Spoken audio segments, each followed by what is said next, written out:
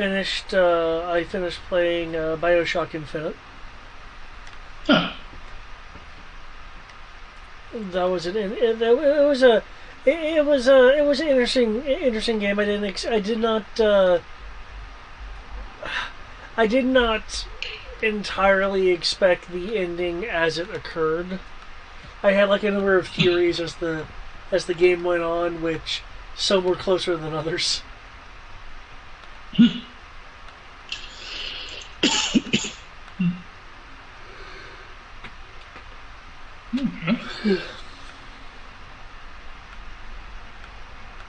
How long have you been working at that? About a week, I think, at this point. Bioshock Infinite? Yeah. Yeah, yeah, about a week. Okay.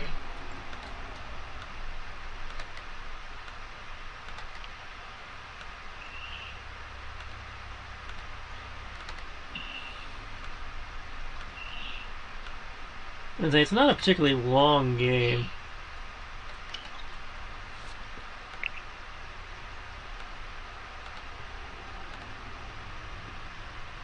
Actually, I was wondering. I was like, because I've never played it myself. I just kind of like watched, but it always seemed like a really fun game to watch. But it was like never a type of game I was really that interested in. Yeah, you gotta actually be into shooters, I think, to enjoy that one. Yeah. Mm. I know what I enjoyed is the areas that have skyhooks as a part of the battlefield. I liked using the hook rail system and jumping from point to point while attacking things or to get into position to attack something else. That was fun.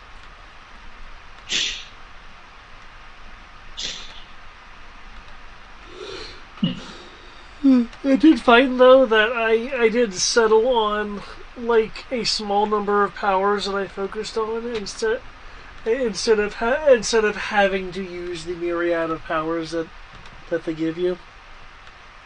I think that's been true for all the games, really. I don't think any of the Bioshocks particularly forced you to use every power in the game. No, the closest thing to that was one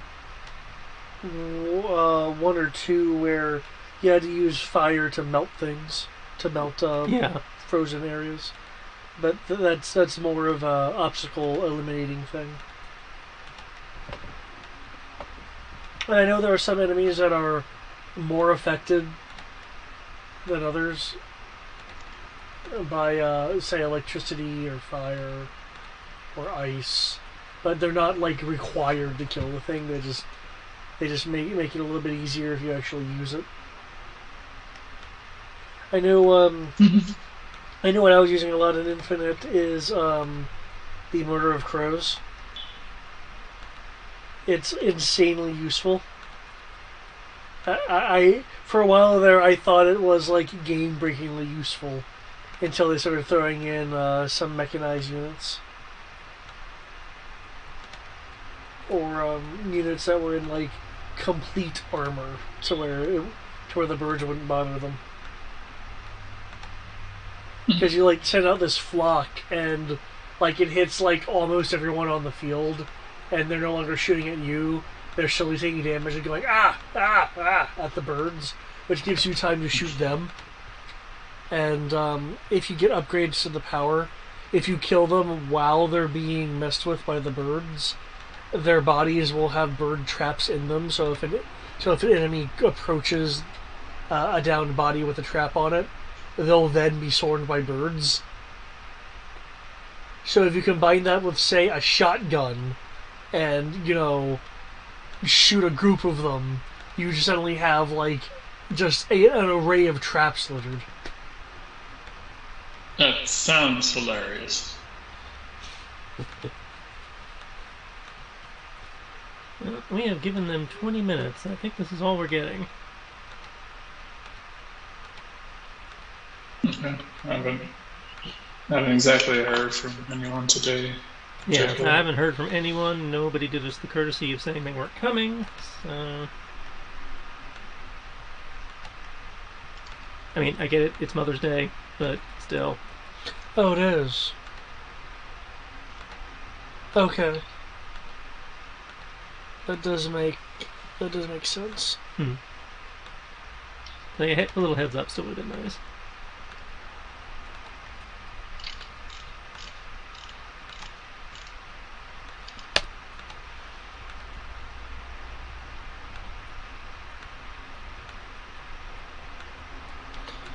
Okay.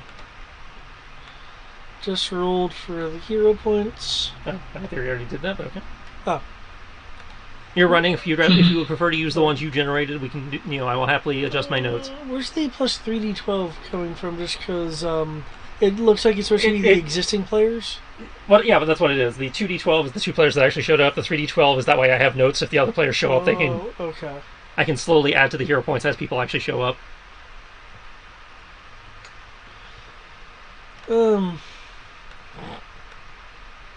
I can go with yours then. Up to you. I mean, you're like I said, you're driving. Either way, none for y'all, all for me. Yeah. So.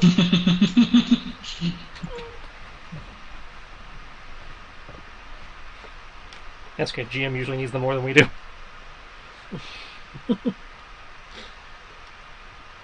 Like the only two people who ever actually want to use the hero points. And only one of them's here at the moment. So I said usually the only two people who want to use the hero points is either Greg or David. Yep. 9 times out of 10, I forget they exist. I think most of the players just forget they're there. Yeah. Or I can't think of a situation where I need to use one.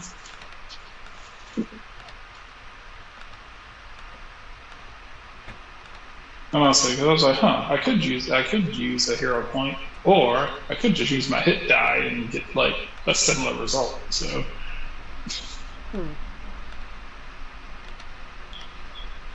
That's usually what I end up running into, is that I have I think I did look at hero points a couple of times, and I was like, what could I do here? Speaking of, another player wandered in finally. I apologize. We were driving. I'm with Lynn, and we are en route we are on a quest to get Sierra some ice cream for Mother's Day. And the quest began with getting in the car and looking at the amount of charge we had and going, we don't have enough charge right now to go do everything we need to do, so we have to go all the way up to the Nissan dealership, and now we're plugged in at the Nissan dealership. Are you... electric car? Yep, he's an electric car. Oh, okay. Brian knows this. I didn't know it was electric. I wish they slapped a solar panel on your car. I remember the name and everything of your car. I'll be honest, I do not remember it being said as specific, like a fully electric car. You didn't notice the lack of engine noise? A lot of people don't pay attention to that shit. That was definitely something I did not notice. I normally only listen to engines when I only ever listen to engines if, one, I'm the person driving, or two, they start making terrible noises. It's a engine sounds just one of those things most people seem to take for granted. Yeah, it's kind of the same way as that when someone's like, "Oh, hey, do you notice that the car's acting funny?" And I'm like, "I'm not the one driving, so no." If I'm in the passenger seat, I kind of just like, I'm in the passenger seat or anything that's not the driver's seat, I never notice anything about a car.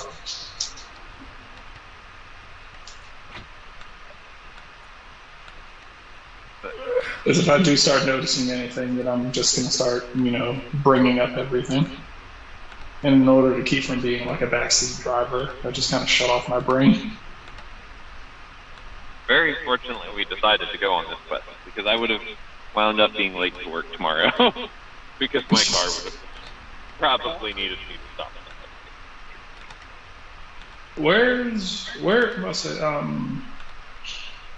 I see them on occasion, but I'm trying to think of any place in particular that has like charging stations. There's not very many on the south side. Most charging stations are going to be at dealerships. It's like down where you are, dealerships on north side, almost every Walmart. Walmart, And Wawa's, yeah, lots of Wawa's. But the difference And between Science Museum. yeah, in a couple of Just about public any parking museum. garages.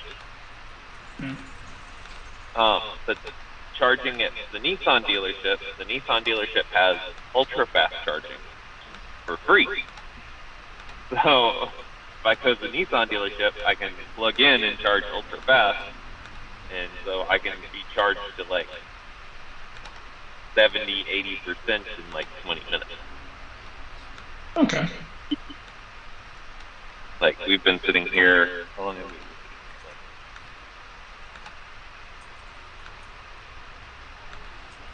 We've been sitting here.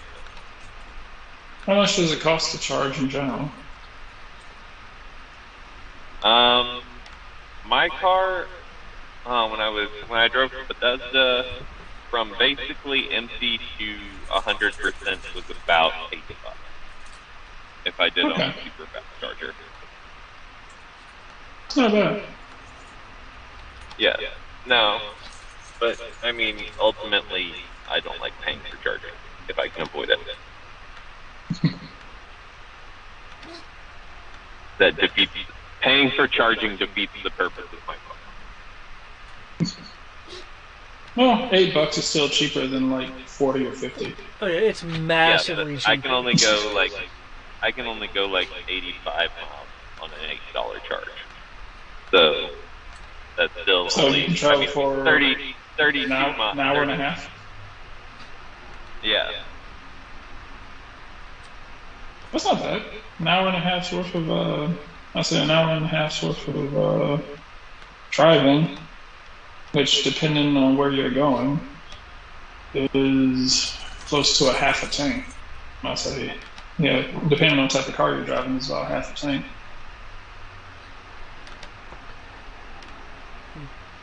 So half a tank of gas for $8.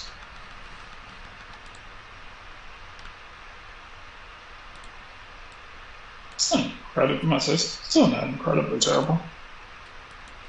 I think the only thing you deal with is the slow. I say is the when I was watching people when I left Wawa, and there were all these people who just kind of looked like eyes rolling while they were sitting in their car charging. Well, again, literally, we've been here 10 minutes and we've already charged the car from like 5% to 44%. So. Do you have charging at your job or anywhere near? What? Do you have charging at your job? Oh yeah, no, I have both ultra fast charging and regular charging. My job. Okay. And if I put it on the regular charger, it's fully charged. If I put it on the regular charger when I'm coming in on 0, it's fully charged by the time I'm done with lunch. Okay. So you just need enough charge to go pick up. Go pick up what you're going to pick up, and then go home, and then you can still get to work in the morning and start charging. Okay.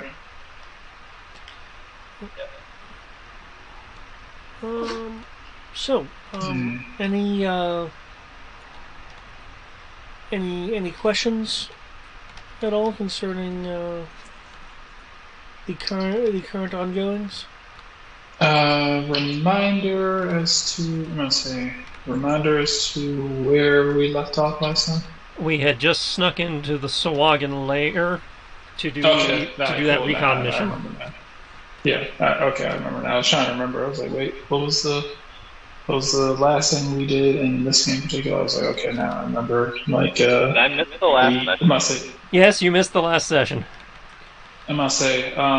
You were traveling at the time, I believe. Yeah. If I remember correctly, trying to remember her character's name, but Um, she was trying to pretend to be a holy priestess. It worked until she just dropped the facade. Um, kind of bum rushed into. I say we bum rushed into the Swagin's lair. So we're kind of dealing with the fallout from that. But currently in the middle of trying to, I believe, try to be kind of diplomatic and not just murder everyone. Well, ideally, we're supposed to sneak in and out without being noticed. Yeah, I knew that was never going to happen. But well, we killed everybody that saw us at the door, so. Well, I was hoping to ideally get in here without actually murdering everyone, but. Well, then we probably shouldn't have done the front door. I didn't vote. I was like, people were like, front door. I was like, okay. I believe I suggested going underwater, and I don't remember what response I got, but the response I got wasn't agreeable for going underwater. So I was like, okay. I was indifferent. Sierra wanted to do the front door because she keeps trying to turn these into these, big fancy acting productions. I'm cool with. Yeah. I was like, we have a whole lot of. We have a group of people with a whole lot of interaction skills. So I'm like, all right, no, I don't blame you. It's like they tell us to sneak in, and sneak in apparently gets reinterpreted into. I mean, people got interaction skills. They want to use them. Go right ahead. I'll say, granted, I was kind of worried about swimming as well because I was like, I'm fairly certain half of the party sucks at it, but. And it's dark. Well, I mean, in theory, unless you've taken a disad, anybody can swim. If you don't have a swim speed, if we get into trouble, you take certain penalties. And there's the idea of undertow. Yeah. Yeah, I think that Fargo can swim, it's just he can't climb. This bad if he tries to climb outside of his wheelchair. Well, you can't swim in your wheelchair either. Well, yeah. Let's see. Swimming is a athletics. If you're actually having to roll something to swim, then yes, it's an athletics roll. But in most situations, you in theory do not have to roll. Okay, cool. Yeah, if I had to roll anything for swimming, I'd be at like a 0. 66%. I'd say usually swimming just consists of being at half movement and calling it a day. Okay.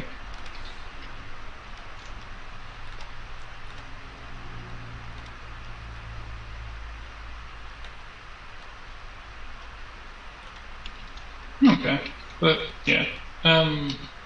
Well, like you said, we murdered everyone, so technically we're fairly decent to go. Hey, do centaurs have dark vision? I don't believe he had dark vision. I don't think I have dark vision now. Do you have horse vision? Do I have force vision? Yes, you have horse vision. That's going to be... I have a lantern. Okay. Just to make you aware then, aside from where there are light sources, there isn't really much light in the lair. The area you guys are in are being fed light by the primarily open door, by the main door rather being open, and a fire in the adjacent room. Okay. I don't think I'm going to be by roll 20 to do that anytime soon, but I'm pulling up the app. Fargo sheet. Yeah. So, am I the only person here who can see in darkness? No, I can see in darkness. Okay.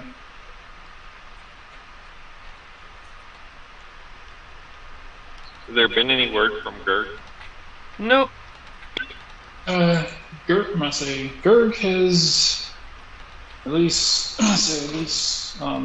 the games I've been a part of, kind of just seems to show up randomly when he's available. No messages, no word, no nothing. I say, and I say, I assume they'll Greg's gonna show up probably between now and 8:30. I say he either might be on. My assumption is he might be on the phone with family. I don't think he would have driven out there on a Sunday to go see his family. So he may be. I say he may either be asleep on a phone call or possibly relapsing from being sick.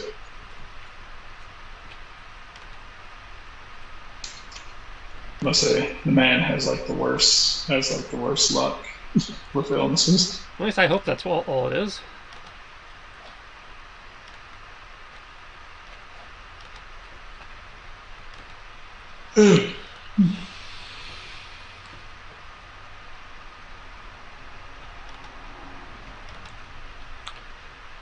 Okay.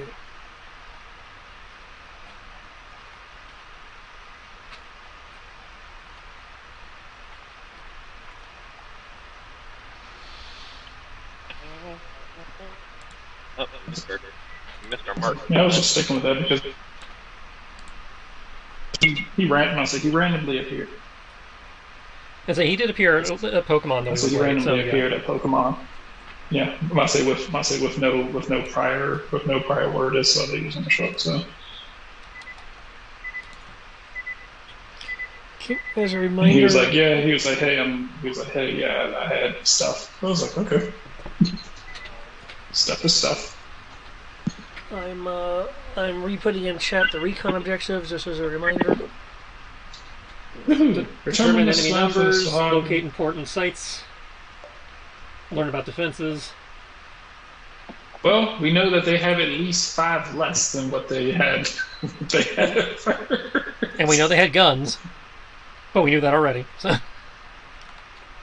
Locate important areas within the fortress. Where are the warriors barracked, the officers quartered, and the leader's housed? If we kill everyone, then do we need to take any of this information back? If you want to try to kill everyone, you certainly can. No, I mean, I had no intention of. I was just saying. I was like, if that's the way it worked out. So here's the recon. The base is empty. What do you mean it's empty? Oh yeah, it's empty. We got found out, so in order to keep them from finding out we were there, we killed everyone. So it was a stealth mission. It's just by virtue of no enemy can report you.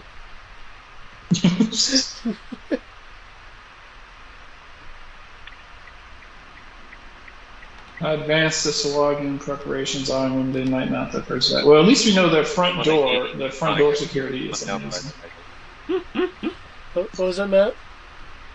I was talking to Lynn, sorry.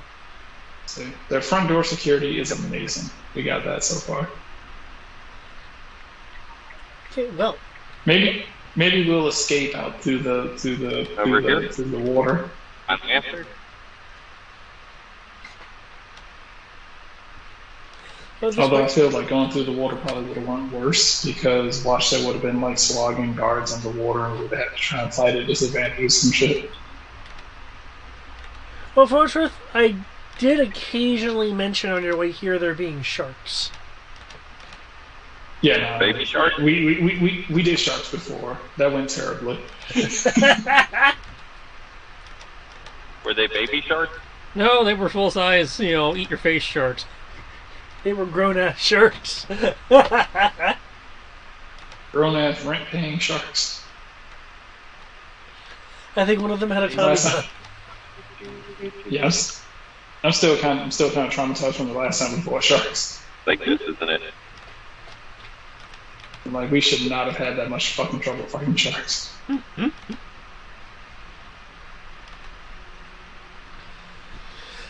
Okay. Well. In terms of immediate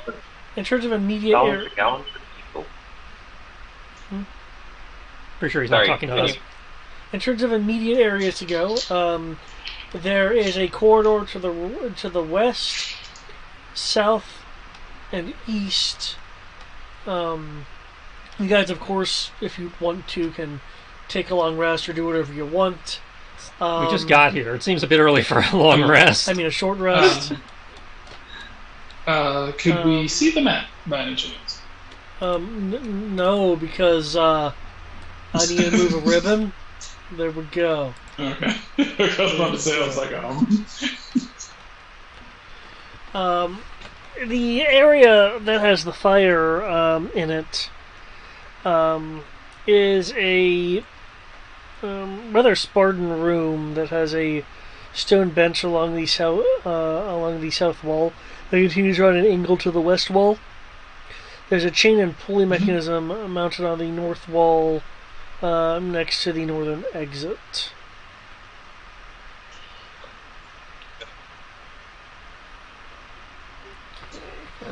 And of course, there's the fire that's on the map, but not in the description for some reason. I'm going to operate the chain and pulley mechanism to what I'm going to guess is open the portcullis, so we can get to Kyoki. Yeah, this guy right here. I don't know if And he's then I'm down going or to not. proceed to start dumping bodies back out into the water for the sharks. Just, Feed you know, the shark. That's not just, a bad you know, idea. cover up the fact that we're here. I say, what are these two cars doing? Are they all dead? You, in theory, killed them, yes. I mean, I didn't kill all of them. I ran through and vamped down here. Oh, no, the ones in the upper room are dead. No, Okay. no. Did we end combat? End the session before combat was over? I don't remember us beating everyone. Oh. I thought everyone was dead. I knocked one person out, and I was over here, and I was about to fight this guy, and I don't remember. Okay, so we're still in combat. I don't know. I don't remember what that guy was doing. Whoops. Rose of Ecstasy. Choose a humanoid to be within range. Sexual euphoria. Incapacitated for the duration. No, that's on me. The spell ends on the target and okay. I think she did that to someone to incapacitate them. Yeah. So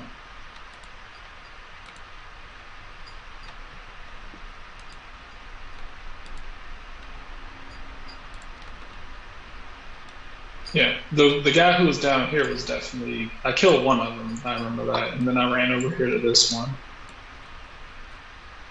Yeah, he was dead. And then this guy I was about to deal with. Yeah, I feel kind of silly. I just kind of thought it was all done with. We were close to it. Because I remember she had like cast a spell and was like, "Hey, I hope that you're not within range or something." We would have gotten away with it too if it hadn't been for you meddling Brian. Okay, in that case, then, I didn't just want this guy who was sitting in front of me to just randomly just be like, "Oh, hey, that guy." Well, we were actually winning this fight fairly easily, so like I didn't really have a problem with fighting this one.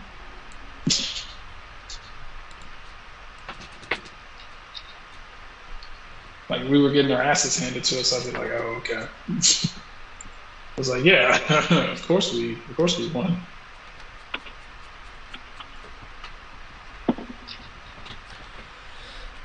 given your position of being in a car, do you want to be rolled into combat, Matt? I can go with 0. Holy shit! Of course, when combat really doesn't matter.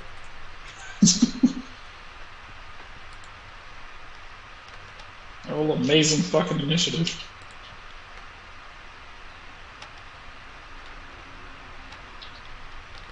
Hey, you have stun points too. I do. The fuck can I do with them? Initiative stun points. Be really quick.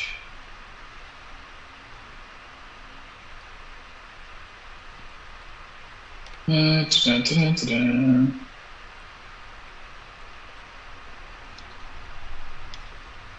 There is no 2-for-1.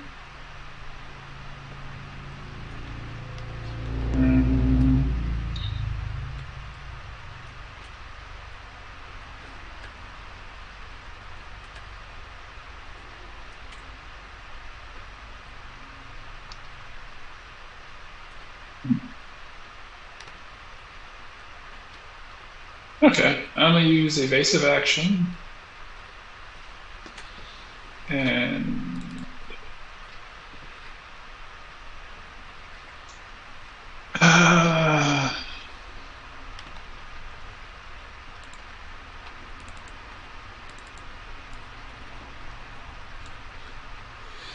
and last second roll. Okay.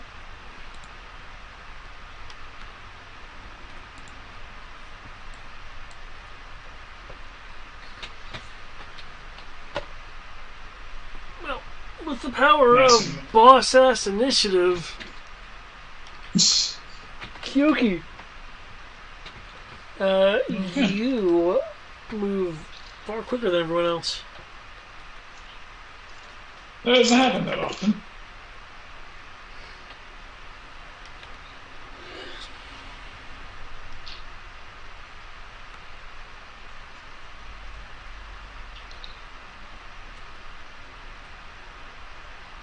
Okay, the damage.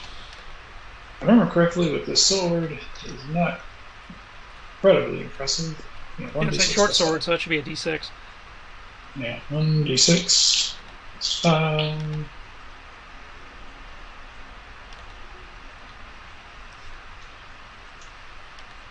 One d6 product. There's no point in healing because I have not been hurt yet.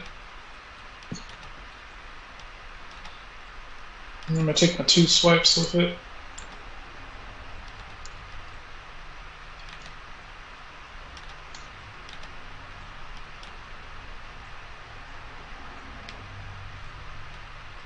And I need to check because I think with my thing, I believe my duelist thing, I can't remember if I crit on a 19 or 20. Yep. No, yeah, I do critical hit. Jesus Christ, what the fuck? I like how on this guy this completely inconsequential foe, not only do I roll damn near perfect initiative, but then the first strike I hit is a goddamn crit. And so that's automatically maximized, correct? Yep, maximize plus normal damage roll. Okay, so that's then I believe I definitely beat him by 10, so I don't multiply that. So damage from the initial roll is... Did beat him by 10, yeah. Since, but that one doesn't double, so it's 17 damage, 12 necrotic, and then maximize. Do I maximize the damage on the second die? I'll say on the other die, but not multiply, or do I just still roll it for what? The beaten by 10? The beaten by 10, I believe, is not affected by criticals at all. Correct? I know it said it doesn't double. Well, then if it doesn't double, then it doesn't get the maximize either. It's just added on to your existing. Okay. Cool. So I'll roll. Because if it doesn't, because the maximize is replacing the double. Okay. Okay, so it's 22 damage plus an extra 12 necrotic on the first attack, so that's a total of 34 damage. Okay, your first attack. Your first attack fells the creature. Oh. You saw it, and he just goes stab, and he goes bleh, and goes down. You have one attack remaining. Because everything is squishy. Like, When recon objectives. Determine the strength of Sahagin forces. They are, they are vulnerable to piercing damage. I'm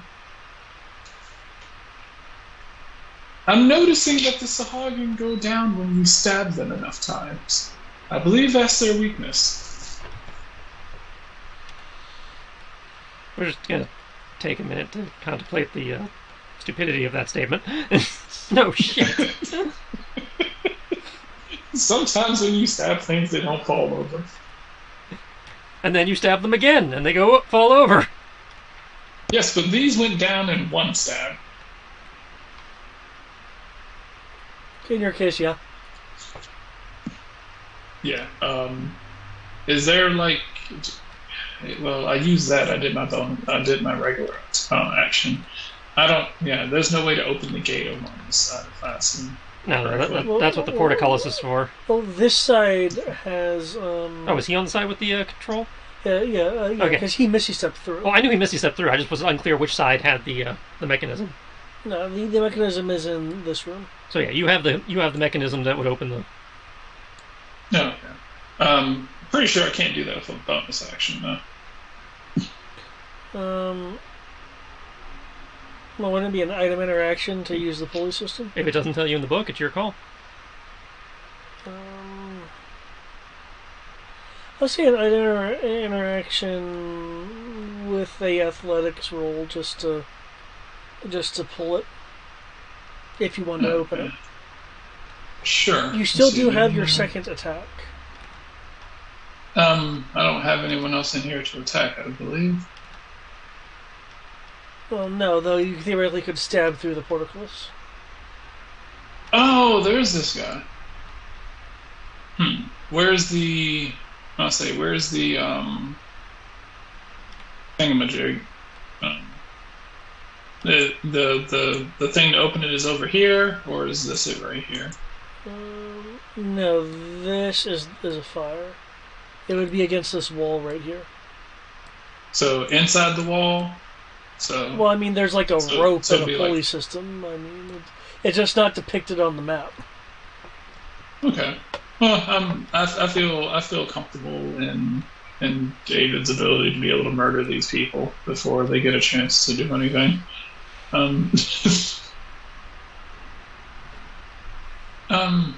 Yeah. David, I'm fairly certain, can do some killing, or yeah.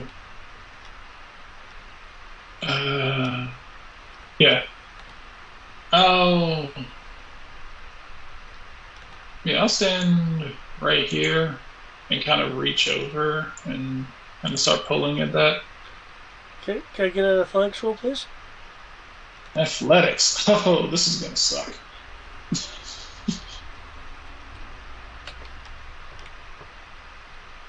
Then again, I've been rolling great so far today. Let's see what 3d6 plus all of nothing does.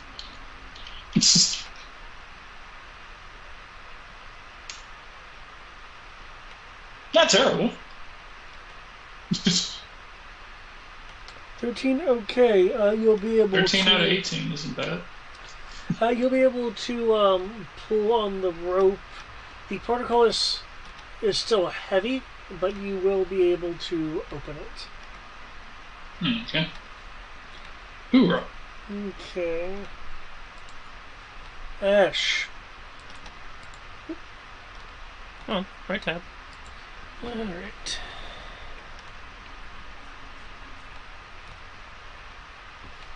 We'll move here. Take. Invoke some stunt points on this guy.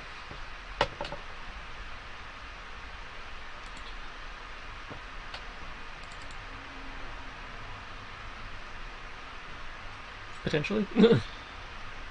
I don't know why it opened up your sheet. I didn't click on you.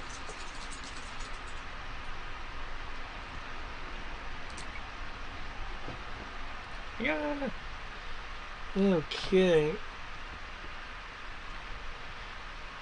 Your first slash knocks staggers it back. Staggers this all again back a few steps. Your second slash is able to fell it.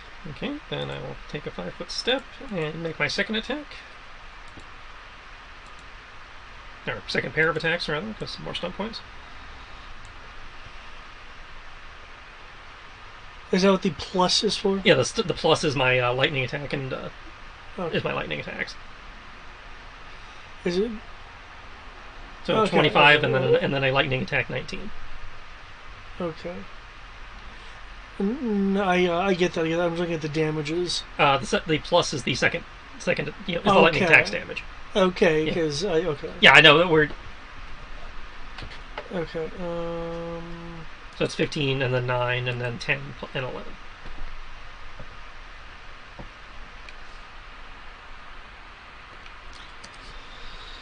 Okay, you knock this guy to his knees, but he's and what? What? That guy wasn't there a second ago on my screen. I thought that's the second guy you were attacking. No, I was hitting the guy over here next to Dylan. There's a guy next to Dylan. Oh, and covered. The person was covered up by Farron's hit points. Yeah. Okay, sorry about that. Because I was in theory hitting this guy, and this guy. This guy was not on my screen. Oh, you went over his pog. Again, it was an empty square on my screen. Huh. Okay, I'm gonna hit that guy then, because I would have had to have hit that guy to go through his square. So he did not exist. He. And they're ninja.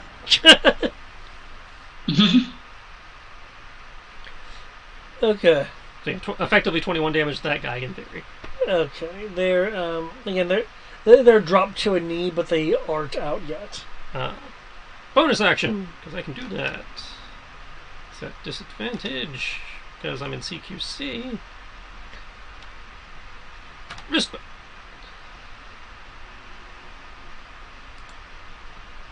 Okay, this guy's down. Huzzah! The bolt just kind of goes and goes and falls over. My laser bolt, because I am an artificer and don't need ammo.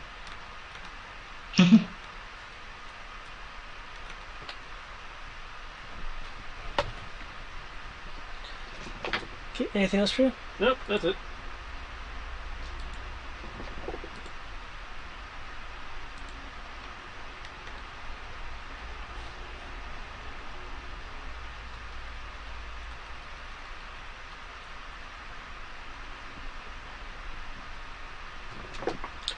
Don't remember if Farron had a sword out or not. I don't think he did. Okay.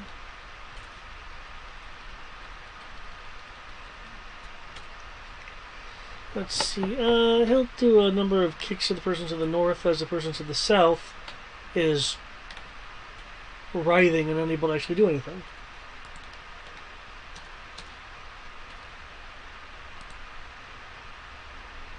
Oh, I need to ignore that part because I don't have him grappled. There we go. Okay, fortunately that hits. So 9 at 15.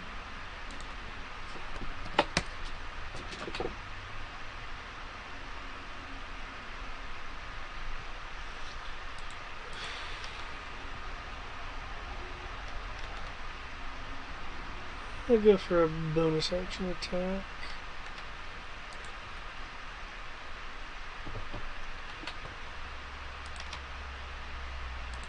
Okay. With a series of punches and kicks, that the Sogging to the north goes down.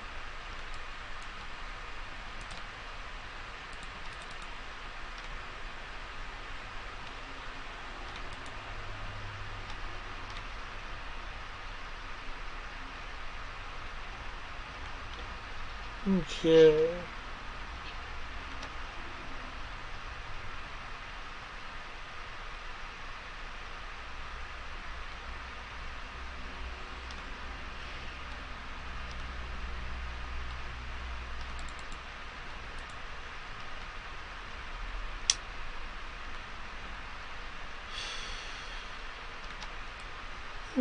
Go down here with his with his warhammer and attempt to warhammer the really armored guy. So Ash. No, don't do it. 20 and 14. 20 misses. Because I have coin going. Okay, with 2 swings of his warhammer, you're able to avoid the blow. There's no other regular swagger available.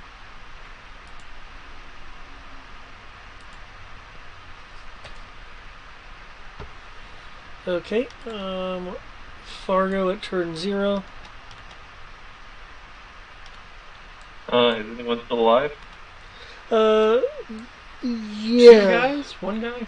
There's 2 guys. One is writhing. The other one is in the process of attacking Ash. The one attacking Ash is closer to you. I will shoot the one attacking Ash. Someone can roll it for me. I don't think any of us have access to your sheet, but I will look. I It's a GM. Yep, I don't think he's logged in as a GM though. I'd say David would have to do it. Okay. This is your repeating crossbow? Yep. I'd like to add Psychic Blade and hopefully, I guess if Ash is attacking it, I get sneak attack. Yes. I am within 5 feet, so yeah, you would get sneak attack. You should get sneak attack. Right. Are the psychic blades additional, or do they override? They're an your addition. damage? Okay. Only if the target hit. Okay, that is your order. For some reason, disadvantage was toggled. I don't see a reason why there would be disadvantage in this case, though. Probably because last time I played, I was exhausted. Yeah. From dying. No stun points generated, and you do a total of 21 points of damage between the piercing and the psychic, and the sneak attack.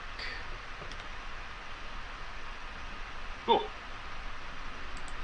And that is just enough to kill it, actually. As your large bolt sinks into the Sagan's back, it falls over. Very nice. I was impressed it was just what you needed.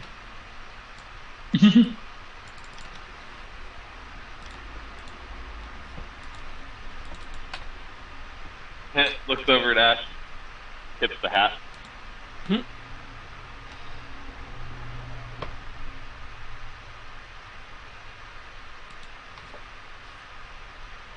Okay. The creature to the south is still writhing.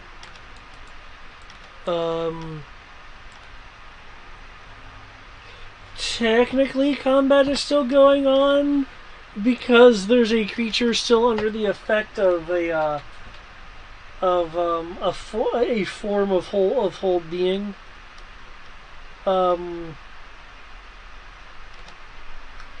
Do people want to reflect? I'm pretty good. I'm good. Not sure what to do about that guy. I mean, technically, anyone want to stab him while he can't move? Alignment says no. That's the same thing I'm running into.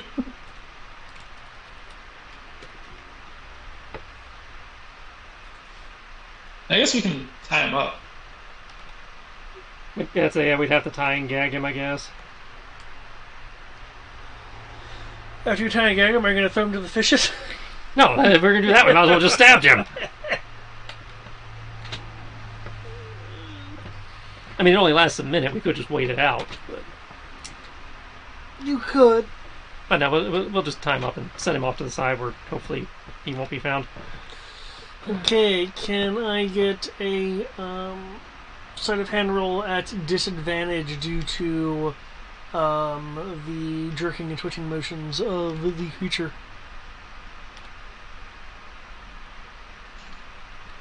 You want to handle that one? You said a what roll? Sleight of hand at disadvantage. Yep. Sleight of hand at disadvantage. I'm not proficient at it, but technically I could. Or if neither one of us are at disadvantage, neither one of us are proficient, then... Okay. I'll roll at disadvantage. It's 3d6 plus 5.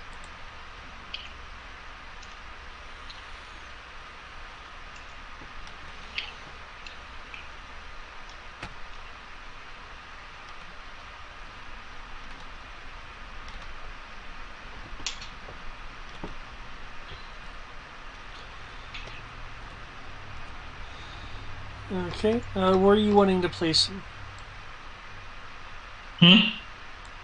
There's a comment about also putting him in the corner, so where do you want to place him?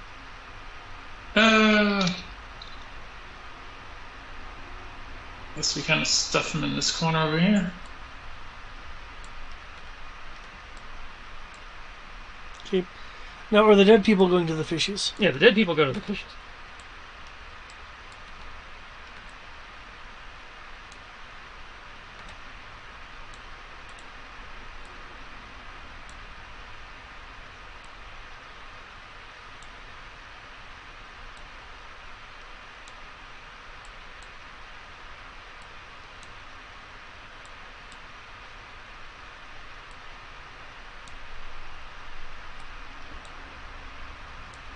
Man, that's a lot of fish food.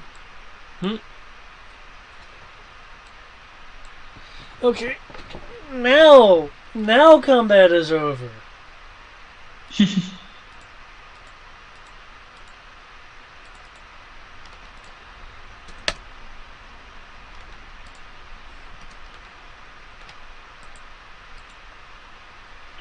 I contributed! Yes, you actually downed a creature in a single hit. Congratulations.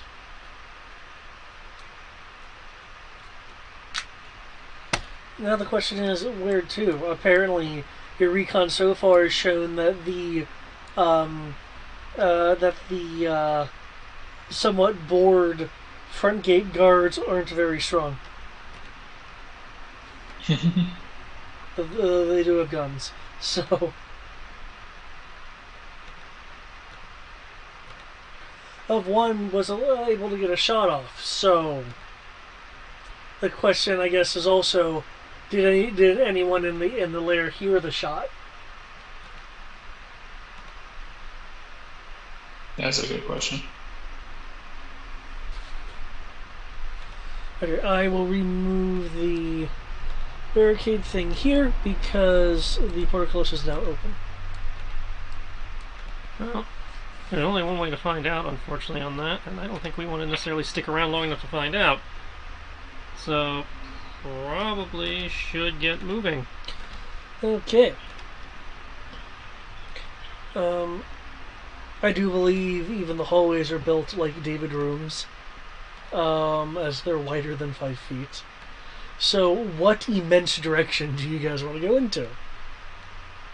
Also, keep in mind, for those with access to the Roll20, you do have the map that was sketched out by the lizard folk, just to give you a overall layout idea. Though, who knows how the Sagan have actually modified it. Yeah. Yep, left or right, dudes. Or south. Yep. South, east, or west? Well, not say. 1 west, 2 south, 3 east. We have a map, so we in theory know that west is taking us towards the outer perimeter. Rule number 1, Jeff. Never go south unless you're with the lady. I voted.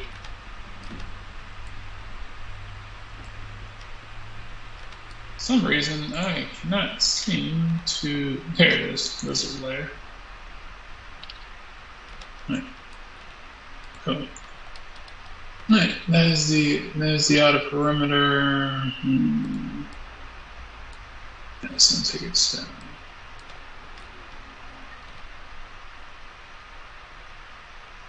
From the looks of it, the barracks will probably be around like past 9 and towards 8, at least according to the map. Um, yeah, the barracks are looking to be south. I'll say at least that's kind of what it seems like.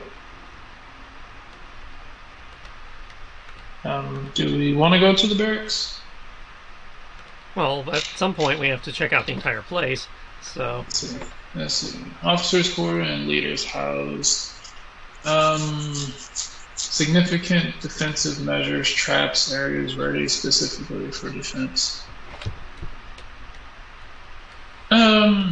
I guess the barracks should probably be one of the last places because they're definitely. If we go attack the barracks now, then we're probably going to end up running into people. So at least looking at the map, I would probably say going east and then going down the side tunnel. I'll say heading, so you want to go? You mean east? going So, going east and towards 4 might be. I'll say going towards 4 and kind of down that direction might be a little better. At least looking at the map. well, I don't have anything numbered, but okay. Hmm? I don't see any numbers. Lizard layer drawing? The lizard layer drawing should be under lore in the handouts. Oh, okay. You're looking at that. All right. Well, yeah, that's the thing that everyone said that we had available. Well, yeah, I was looking at the actual game map. Yeah, no, I can't see. I was looking at that, and they were like, that's a general map. It was like that's the thing that they're like, we're not sure, Okay. It's so actually you want to take legit. the long way and go all the way over to 4? Because going straight down probably is straight to the Chili barracks, at least based on the size. Chili cheese. Okay, yeah, we can try swinging around to 4.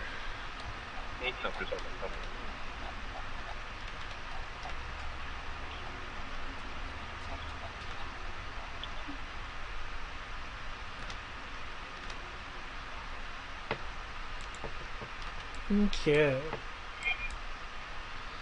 Testing you guys as a group. Oh, another one heard the issues.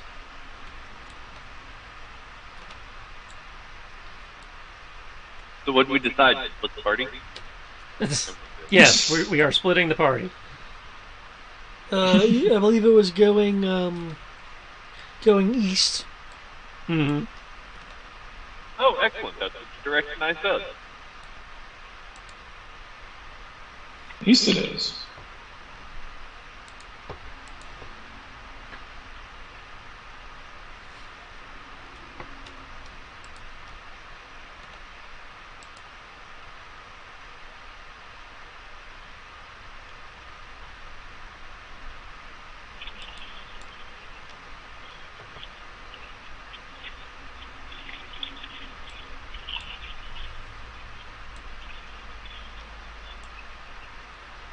Okay, what do you guys have in the way of lights? Unless everyone has some form of dark vision. I have dark vision. I have dark vision, but I know not everyone does. Although, I'm fine if someone wants to push me who has dark vision. Well, we also have the problem of, if we do this totally in the dark, we are at permanent disadvantage to all perception shit. What, everyone or all of us? Everyone. Dark vision lets you see, but you're still at disadvantage. If it's pitch black. My thing says I see normally in dark and even magical darkness. I have the Eldritch thing. Yeah, I know what you've got. I don't think that negates that, though. Huh. I must say because that's I'm kind of looking, weird. I'm looking. Let's Devil's see. Sight, you can see normally in... Okay, yeah. So you can see normally in darkness, the rest of us are at disadvantage. Yeah, I see. Because normally Devil's Sight darkness, but technically is not magical granting you dark vision. Yeah.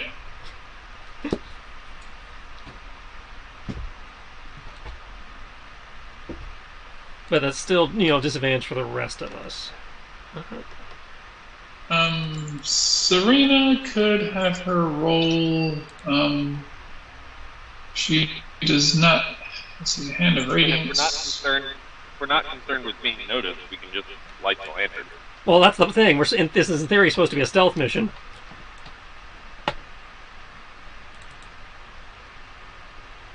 I don't think that. Let me check. See if she has dark vision. Okay. You have superior vision in dark and dim. You can see in dim light. Let's see. And in darkness is, let's see, dim light with this, and in darkness. Okay. Serena can see as if it were dim light. So Serena can see as if it were dim. I'm good. My helmet negates this. Okay. So Serena has The only one dim who light. can't- I see perfect. So, of the people who showed up, Fargo is the only one who can't see. And I can literally be pushed by someone. And if shooting Oh, starts, for he'll sure. be at disadvantage to hit anything. Is it helpful if I direct his aim? That would take your action. Oh. Directing his aim is an action. Okay. So you basically be trading your turn for his. Okay. Well, if I'm Literally pushing him, step in. then With my hand on the lantern. I'll The hooded push him. lantern. I just pull the hood up. If I need to see. It's cool. Oh, that's cool. I'll push Fargo.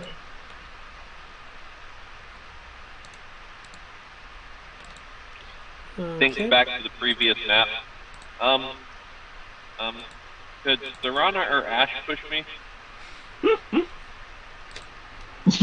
just happened to no. recall, you not being so good at spotting the traps. Oh, I spotted the traps. I just got hit with them regardless. It's like there was no real way of dodging any of the traps that showed up. Well, Like, I guess okay, the you important open the door, question you is who disarm wants the- to take point and be the eyes of the party, and then whoever's not being the eyes can worry about pushing.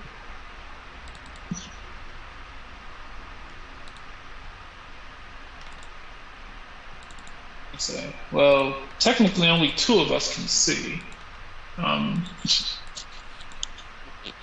So only two of us can see. Which one of us is? Which one of us is more perceptive? I'm at +6. I'm at plus perception. I'm at +6 too. So we're about the same. Do you have anything special that allows you to see shit? How many fingers am I holding up?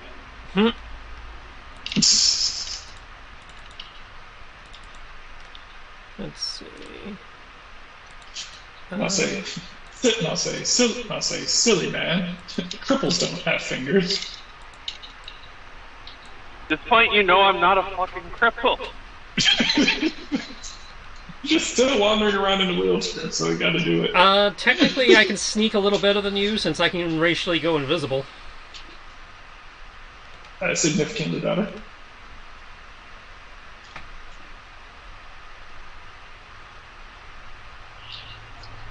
I will say, and I haven't known, but I'll say I haven't known that you were. I'll say before now. I'll say before you said anything, I didn't know, but I was informed. I was informed to be wary that you weren't what you were portraying yourself to be. Well, I thought you were at the reveal party. Ask to go first on point. Joe, you can push me behind you. So that if there is a trap set up, you can point me to it and I can disarm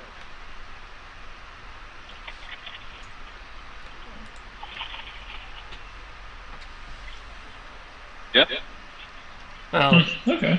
technically, I can disarm it myself as well. I'll say I'm assuming that if you're trying to disarm in complete darkness, you probably at a disadvantage or something. Nope, it just says you're at disadvantage for perception. So he can disarm a trap in complete darkness. Can't see anything. I believe the GM is supposed to make a call at that point, but as written. Personally, I would think if it's enough to give you disadvantage to perception, it should really give you disadvantage to attack as well, due to not being able to clearly see, but that's not how the game's written. Technically, that is how the game is written.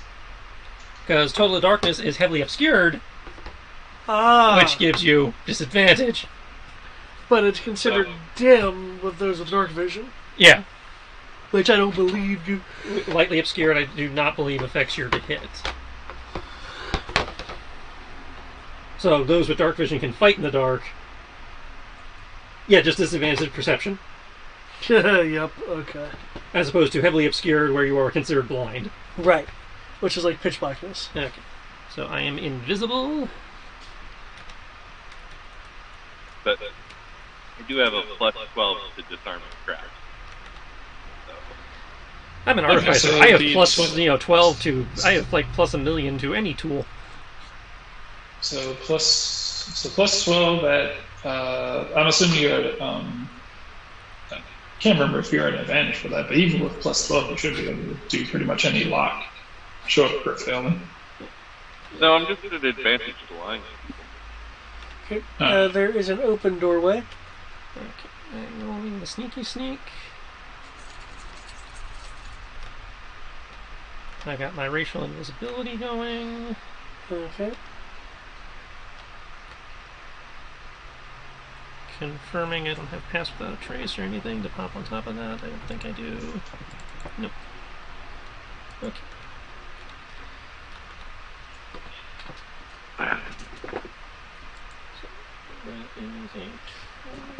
That's pretty impressive. I've never seen a white guy vanish in the dark.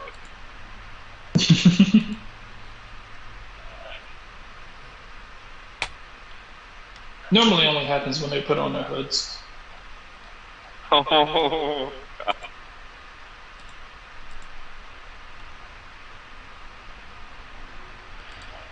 Not seeing anything in that room. Okay, so you're just walking in? Well, I mean, he's like sticking to the wall and, kind of trying to peer around the corner, but, just because he's invisible doesn't mean he's, ignoring the principles of sneaking. But yeah, the idea is trying to, walk in, if there's a door, quietly crack the door so he can peer in. No, there's no door. Okay, so he's, kind of sticking to the wall, peering around the corner. Okay.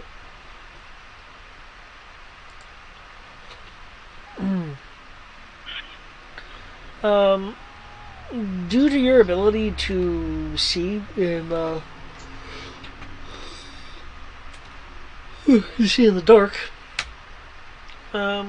there are dark green tiles that cover the walls and floor of this room. There's many lidless coffers that rest across against the walls. Though there are none near the northern wall or west wall of the archway. One of the coffers glows. Okay, apparently there's light in here. It's blue light filling the room. There is a sledgehammer propped up against the northern wall.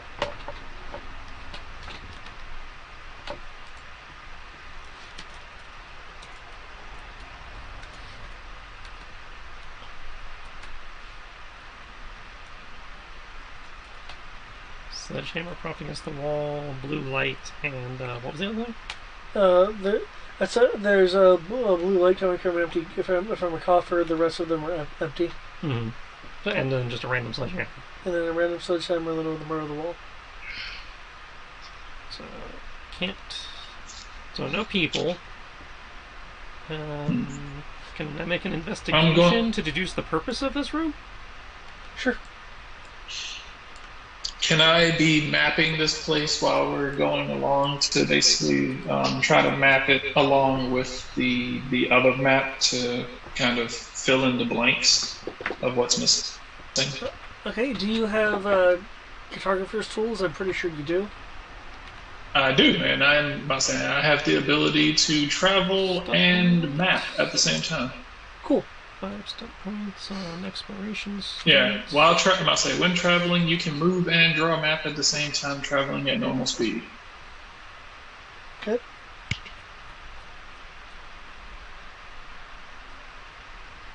Because I assume one of the things they needed was an updated map. Okay.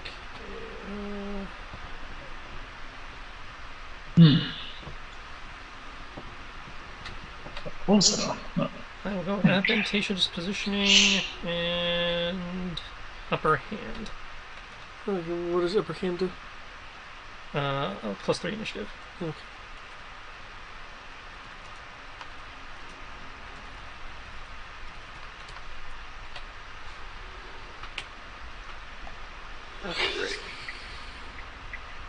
And Okay. we're off. The room appears to be in preparations to be someone's quarters. Okay, so what I was guessing seems to be accurate. I'm looking at basically the equivalent like demolitions equipment for like clearing out the place. The sledgehammer, you'll notice, has a thin line attached to it. It's like a wiry line. What does the line connect to? It connects to a stick that is holding up a at first it looks like a pebble, but what it you recognize it as a you recognize it as a common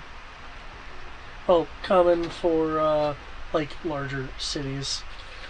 Magic item. It's a pebble that will detonate in a mildly loud sound if it hits the floor hard enough. So they've rigged their sledgehammer as a sort of alarm. There is a note attached to the sledgehammer, though it is written in a language that you generally can't understand. I know you had comprehend languages at one point. Common, Draconic, Elvish. Yeah, I had comprehend languages for understanding stuff that was at the door. Does it let you read? Yeah, comprehend lets you read. Here. Oh, duration an hour? Okay, definitely. And let's see, you can understand any written languages that you see, but you must touch the surface the words are written on. Okay. In which case, it's a note written presumably in Sogn. He will cautiously approach the note and lay his hand on it. Try not to disturb the wire or anything. Hammer is mine, do not touch. Oh!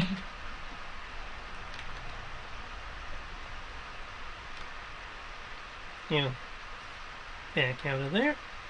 Let the group know that that room is currently under construction, nobody in there. Okay, we'll scribble that down as room under construction. Okay. Based on the map, Brian is...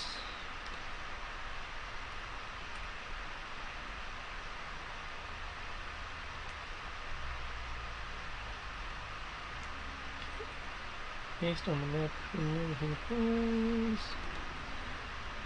It, in theory, leads to a large central chamber type area.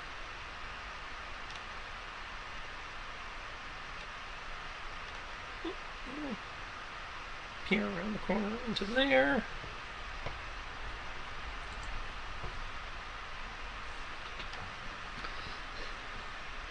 You peer into an unfinished area that seems to be intended for use as a barracks. many lidless coffers are arranged around the walls of the room, though there are none near the northern wall west of the archway. Propped up against the center of the north wall are dozens of stoneworking tools. Okay.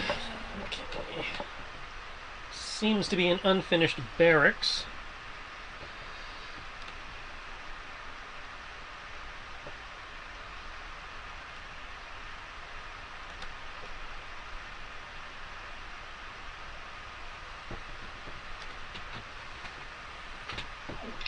So over here is unfinished barracks. Yep. Okay, I will jot that down. Limited to half movement because I'm being sneaky, so 3 squares.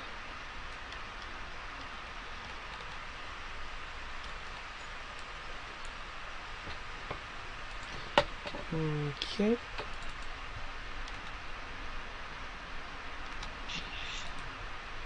And another 3 squares. Oh! I actually see that. I look at the map being weird.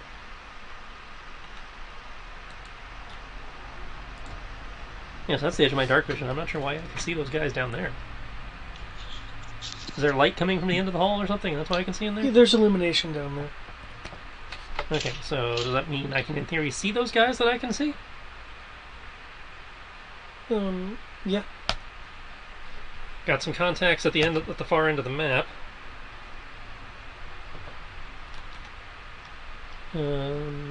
Based on position, it would have been a previously filled-in spot.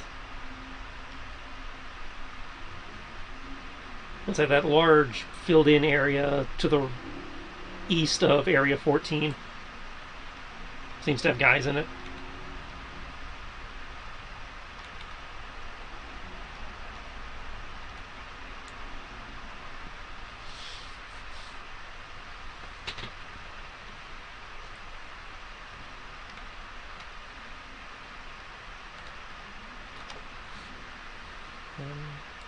Two, 3.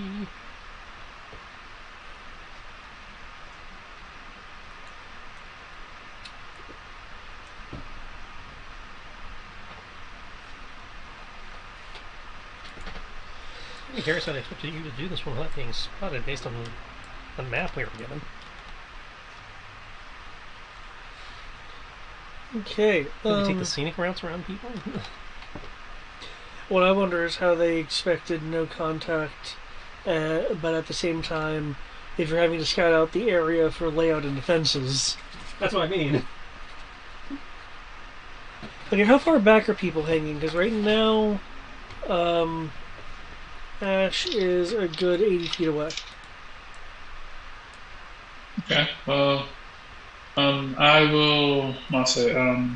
was waiting for the all clear to kind of start moving up, and my guess is that I'd probably move right here.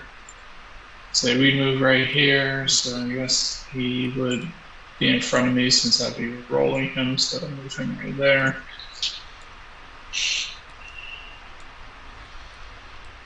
Okay. Ash, I believe you reported back. Mm-hmm. Okay, yeah. So you got his message about there being a group posted at the end of the hallway. Okay. Right, so what do they look like they're doing? Haven't gotten close enough yet. Haven't gotten conversing? close enough. Oh. 1 second. Oh. Okay, that's going to take me a moment because they're just at the edge of my vision.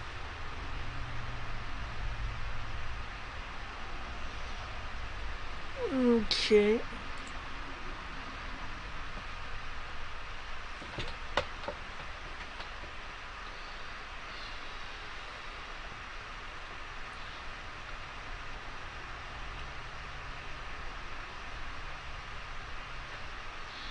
Okay.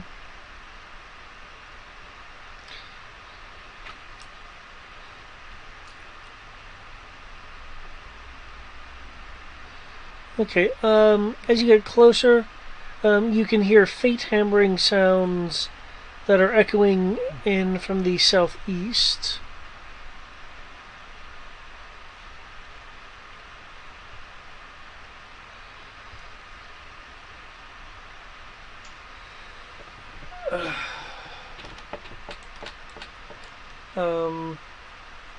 Let's see.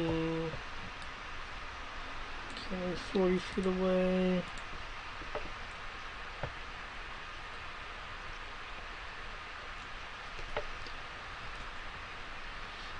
Yeah, you're looking at this. There are certain parts of the map you can only access by fighting these guys. Quick side note. If we need a distraction, I happen to know of a few distraction spells. I can't think of what all they are off the top of my head, but I know I can make things appear and disappear. Not appear and disappear, but like I can make fires go out. You mean like Probably prestidigitation? scare people off if we needed to. Yeah.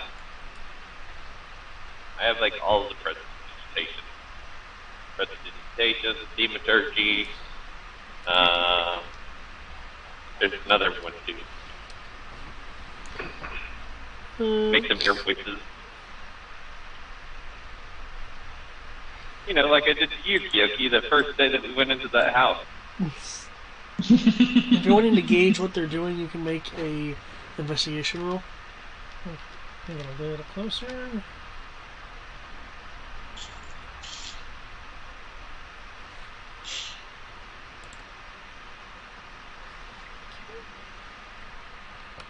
Investigate.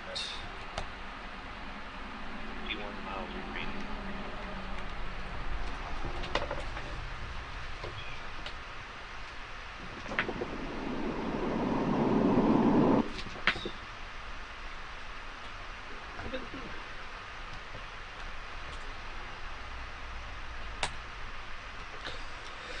Okay, they appear to be standing guard, specifically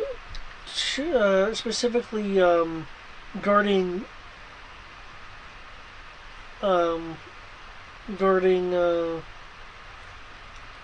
something in this corner. Something in this corner, and they also appear to be specifically here to it. Okay. It looks like that they're making sure that no one gets by coming either from this direction or this direction.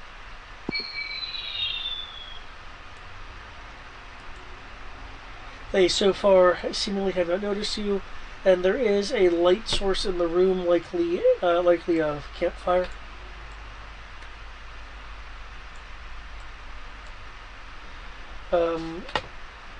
There are signs on the ground that a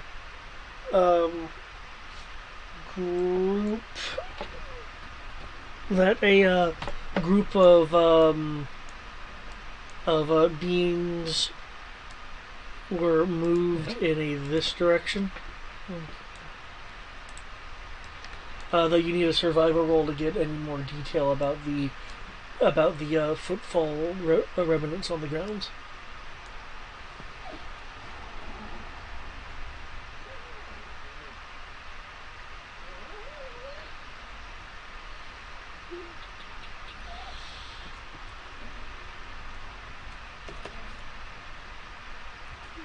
Try and get around the corner, stick to the wall as much as possible. Okay. You said so I can see around this corner. You said survival. Yeah. And to confirm, you are invisible? He is invisible. Okay.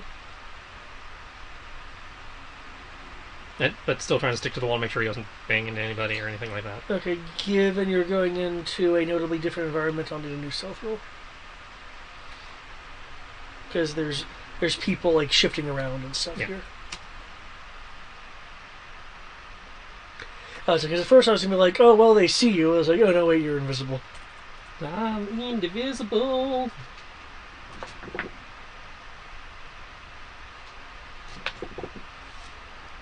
Secret agent man.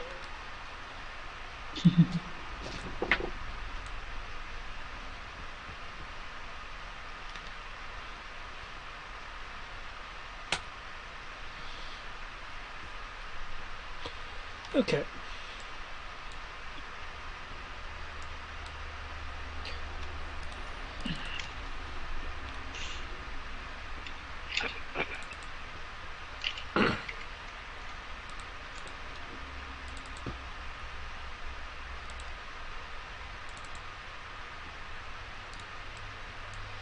Okay, let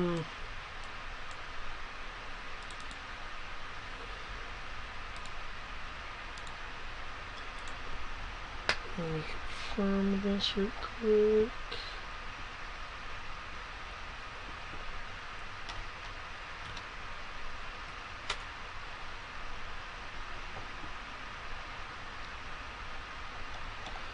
Okay, the footfalls on the ground are combinations of hobgoblin, orcish, perhaps a few human feet. You're guessing that that the feet are bare versus booted. Many tracks lead this way. Peeking in through here, this is a gate, by the way. Let me put my little orange gate line here. I can see the 3 dots, or however many dots that's supposed to be. Yeah, well, before people have an issue seeing it, so. In here is a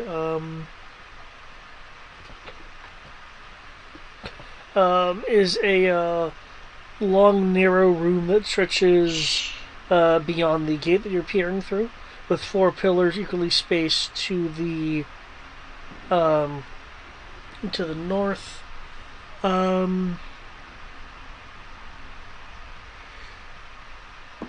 Given how far is your dark vision? 60. So it only gets part way into the room. I can see to about here. Okay. In which case, you also see rows of unlatched manacles. Murder Rose. It appears to be a dungeon then. We're almost there. Parking and treatment. Okay.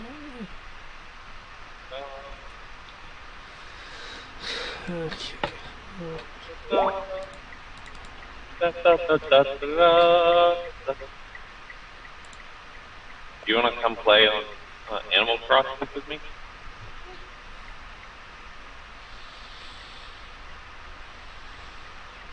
I'll even let you build a house. If there weren't like a million people around, I could scout this so much easier. Let's see if I Can you do it from the ceiling? I still have to get through the bars is the problem. There is a new kind of slogan that's in this group. Can't. Moving 5 feet did not adjust my dark vision. Okay. I'm guessing you can't blink through bars. I do have Misty Step. The new slogan is this individual. Holy shit! It's like Abomination meets it's fucking Shokan. Yeah, it's a Shokan abomination. Yeah.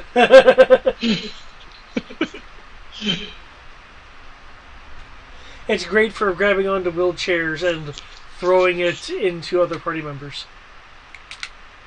Okay, so Abomination is ready. I will be back on in about 5 to 8 minutes, depending on how long it takes us to get in and get out with Sierra's Mother's Day gift. Okay.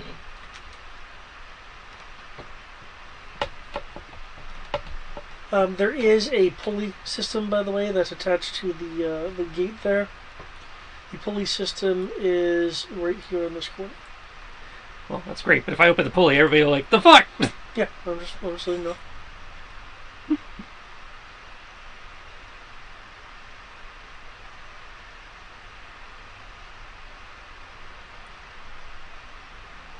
Let's see, I could Misty Step.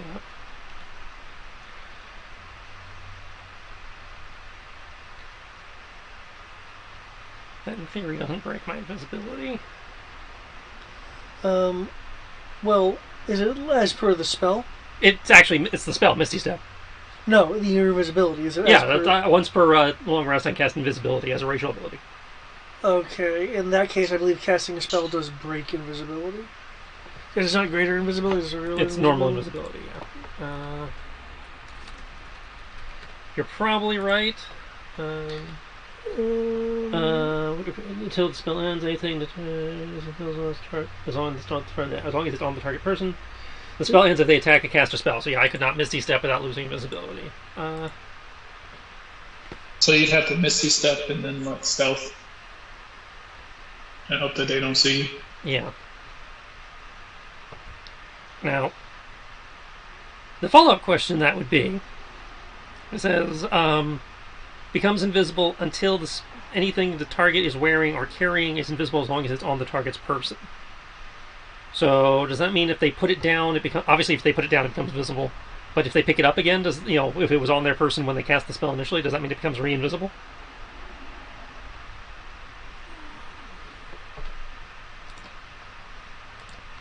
As it gets reintegrated into the spell or whatever? Because it was part of the spell initially? So anything the target is wearing or carrying is invisible as long as it's on the target's person. So it doesn't even seem to, yeah, so if you pick it up, it would become invisible. Yeah, it doesn't even have to have been on my person when I first cast the spell. Yeah. Okay. Not when I was expecting to use this, but...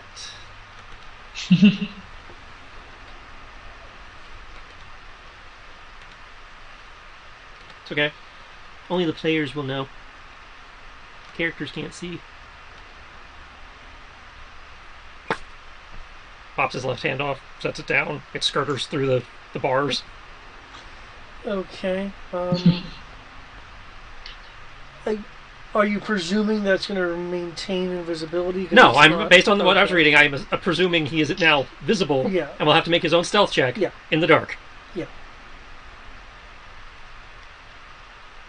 I don't know if it will help, but he's going to skitter up the wall onto the ceiling, because he has a climb speed and can do that. Okay, keep in mind that there is a nearby fire that is producing lights.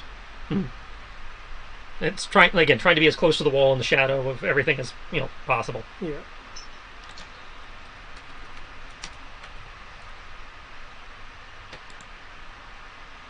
Would you believe that despite what this creature is meant for and known for, it does not have proficiency in stealth? Yes, this is 5e. I can totally believe that. Are you talking about your race? No. What I'm using. Still, that's a damn good roll. I mean, is it? I'm like, would it really be? Depending on what it is, like, wouldn't it be something that people would like notice? I would assume that if. Well, I mean, the write-up for the write-up for the monster package that it is based on says they are known for sneaking into places and assassinating people, but it does not have proficiency in stealth. Okay, 17 at stealth. Yeah, so 17 is I think at best it gets away with it because no one's expecting it. I guess. I mean, by the time, I'm not saying whatever the fuck it is, like, if you're sitting at your computer, I'm guessing by the time that you look down and notice it at your foot, you're gonna be like, what the fuck, and then it just latches onto you and kills you. Pretty much. I don't think it gets bonuses to stealth, I think it gets bonuses to what the fuck. Okay, amazingly, no one notices. Wow, It gets bonuses to killing, not bonuses to walking past the target. Now, and I assume you still want me to stick to combat moves, so this is going to take forever to get to the other side of the room. It has a move of 20. But you can only move at half speed while being sneaky. Okay. We're gonna be here forever. While he's doing that, what do other people Yeah. want to be doing? Deal with other people for a second. That's gonna take a while. I want to roll again Well, so, I since mean, they still within the light area. I mean, to be fair, I say if he shuffled off to go do recon, then To be I fair, guess that the rest, I guess the rest of us, non-stealthy people. hey, I just shuffled off to do what y'all told me to do. Yeah, I mean, yeah, I'm about to say, not complaining, just like, I guess, we'll hide so that if people decide that they want to make their way through here, that we won't just be, stuck standing here looking like idiots. Oh, it's a pretty In the long middle of the hallway. hallway. Where do you want to I'm about hide? to say,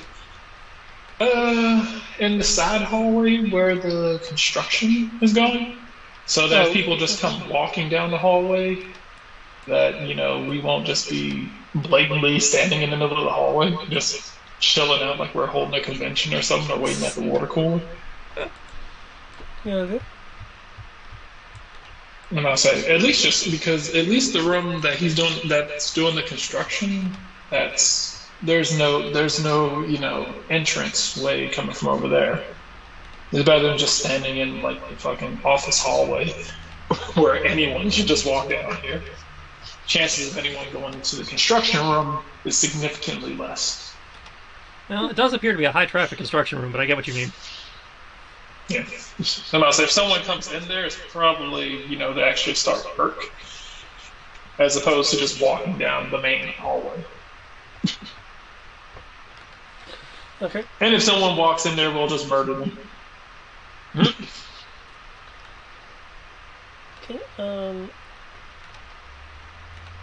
Okay. You'll hear a. Wait, hold on. Is your covering language is not a no? That's just a duration, not a concentration. Okay. Yeah. In which case, you'll hear a feminine sounding Sagan speak up. I believe one of the workers has gotten restless and possibly free of their restraints. The Shokan looking Sagan will look over towards the gate.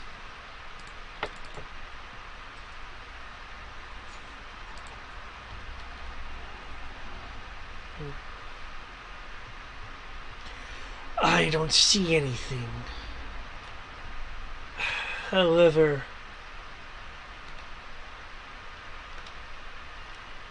if that one is being disruptive again, I am perfectly fine with disciplining it.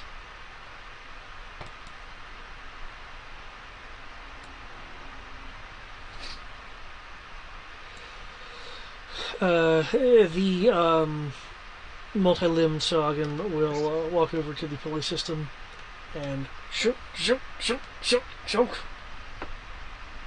Figures that Goro wakes up and chooses violence.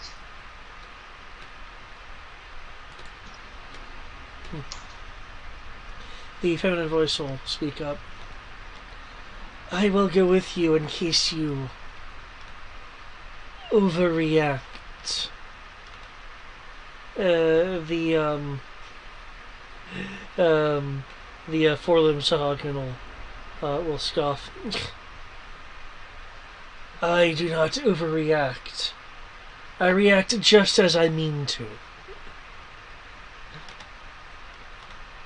But I will not dissuade one of higher station of accompanying me.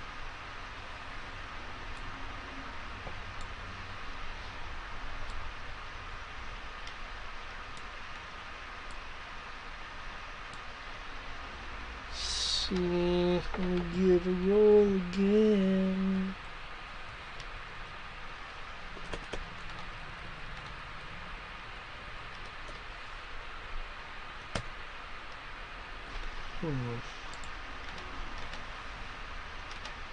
You said it's like on the ceiling? Yeah. Okay.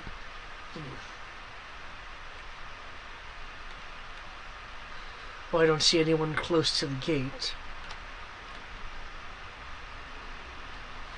Ugh. Do you wish to move the scout more? Yes.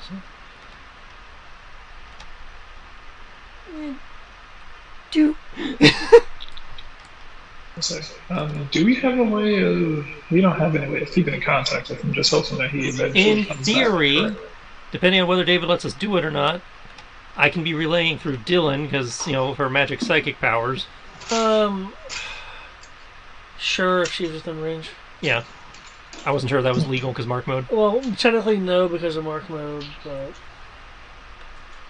Because if that's not legal, then you'll all have to wait till I come. Well, I mean, I got the earrings, but I have to whisper for that, so that would give away my position. Yeah. Okay. Well, we'll just assume that we'll just assume that you're still alive until we hear combat. Until I hear everybody dying. I'll say, but it's not like Ash makes a lot of noise when he's being hurt. What is up with the line of sight requirements on psychic powers? Well, I mean, you have to be able to look into their eyes to pierce their brain. Don't you know how it works? It's not like you can just feel their brains out from a distance. You have to be able to remember eyes. I'll say eyes are the window to the brain.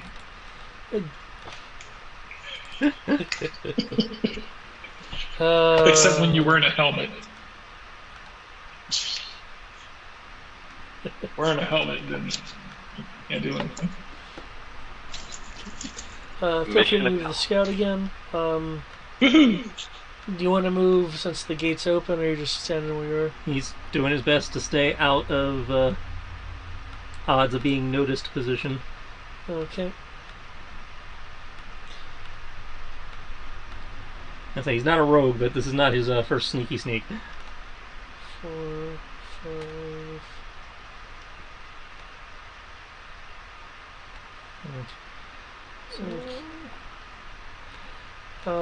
I would estimate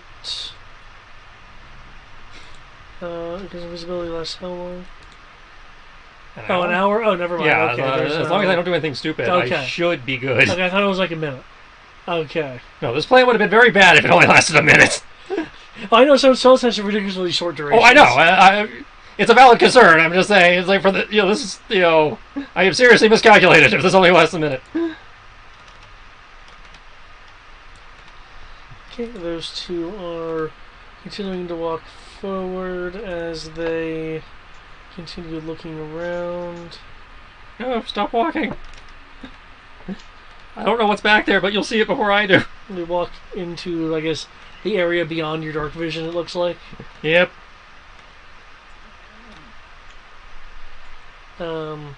Your scout may move more. I'm gonna make. Hey, I can see I'm something. trying to make perception.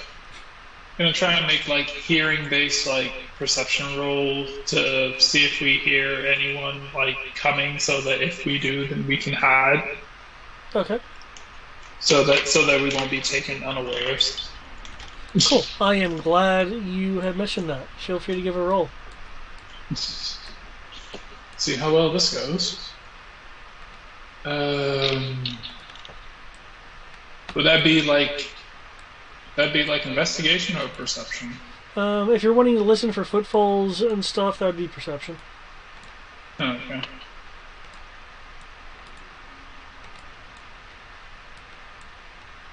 In which case, this is gonna suck.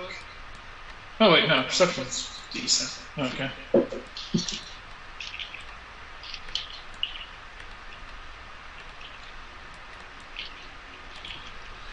Could still suck, but that's good. Oh shit! Nice.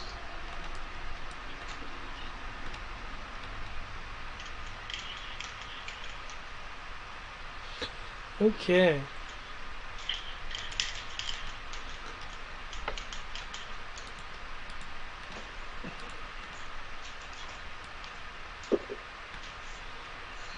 Okay, Kyoki. You Yes. hear a group of footfalls coming closer from the northwest. Oh, son of a bitch. Okay, everyone. And kind of look around. Be like, time to hide. Okay. Um, There's pillars around. There's also looks like a group of alcoves. I'm pretty sure you can see the map. Let's see. So um, you could try just stealthing behind pillars, or you have a few choices. an investigation check to see what would be best.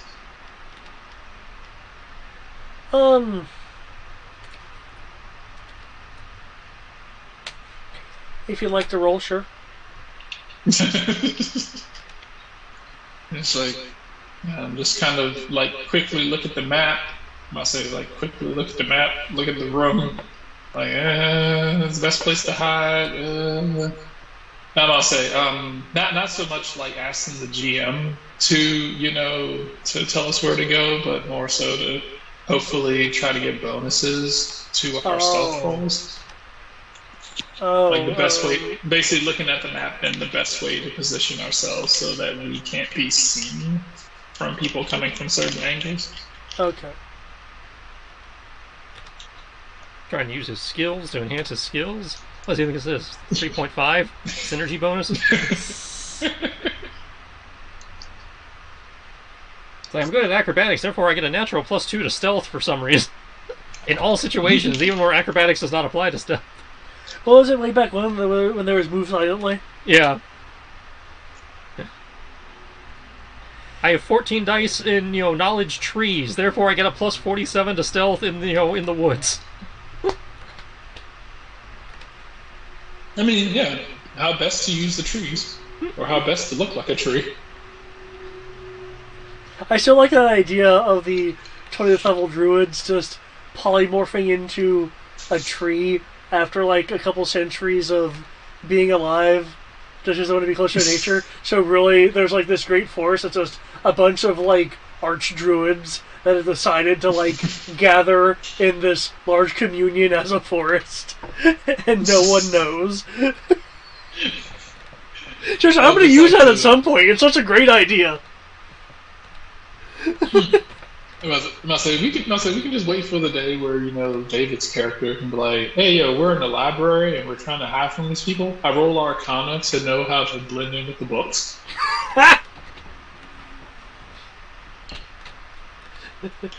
I'd like to use polymorph to become a book.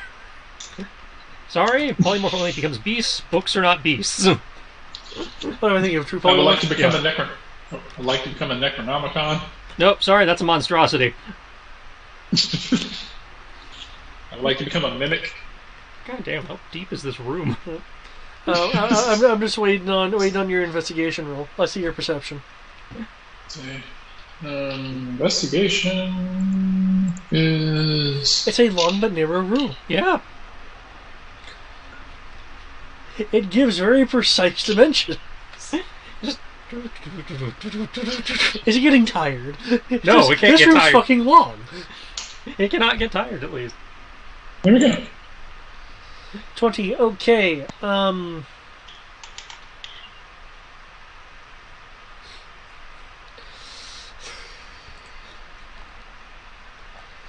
Given the nature of this room, I now know the flaws of the strategy for the future, though. that takes forever. Yeah. If you're trying to be sneaky, it takes forever. Let's see.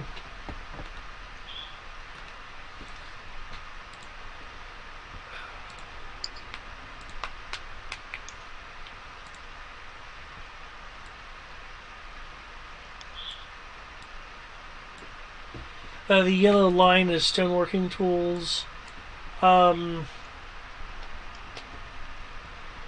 You could hide amongst the stoneworking tools. That would give you the ability to, in theory, sneak from tool area to tool area to tool area to either reach an exit or the far western pillars. Yeah. for additional stealth and cover.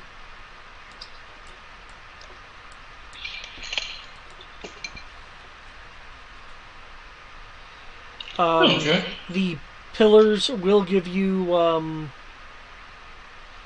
I'll say, will give you advantage to stealth, while the stoneworking tools won't. They'll just give you kind of a contiguous area to kind of stealth along, though.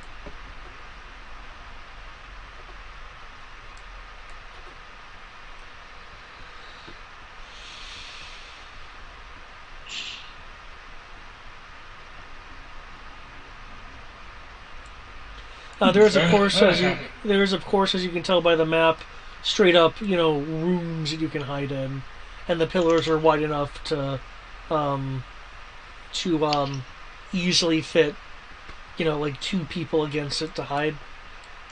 Oh, okay.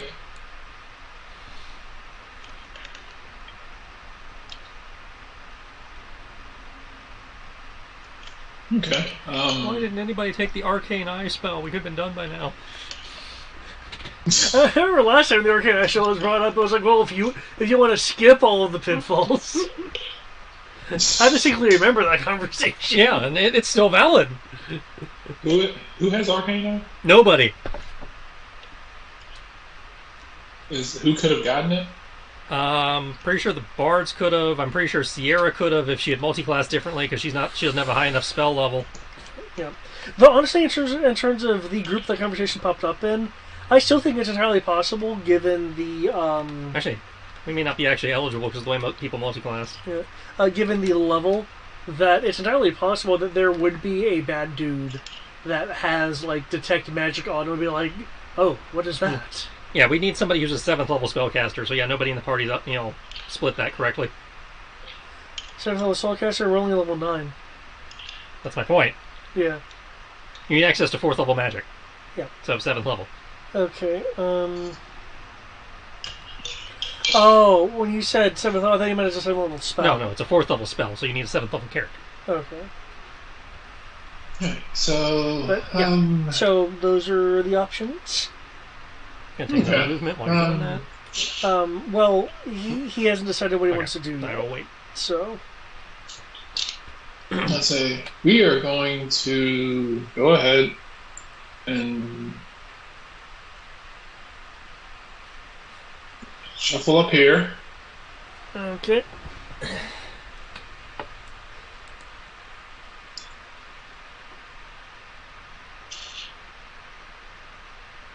Damn, this room is freaking huge. Take him with me. Somebody might want to update Fargo. It doesn't look like he took his long rest. Speaking of, do you mind if I just give people control over his token? Sure. I can do that. Yeah. Go, please and thanks. I will be at my computer probably in about 10 minutes. No problem. I can. Okay. Let's say, and that will allow me to. Yeah. Apparently, I'm now Farron. Apparently. Wait, what? You gave me control over Farron. Oh, whoops.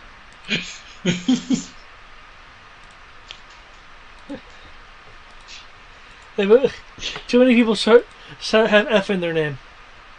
Hey, y'all did that, not me. Hey, I'm the only K here.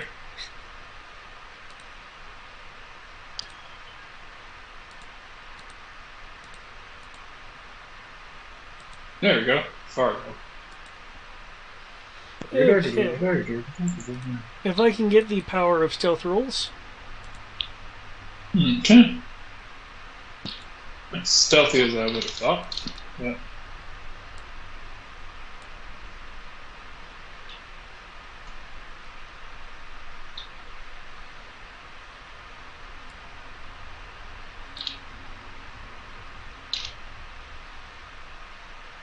Excuse me. I am the Options. stealthy, yes.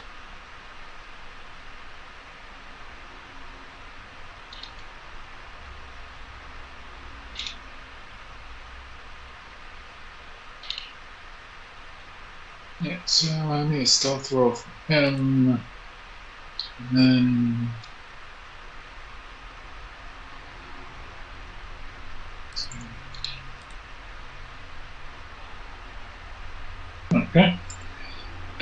See if there's anything that Kyopi can do.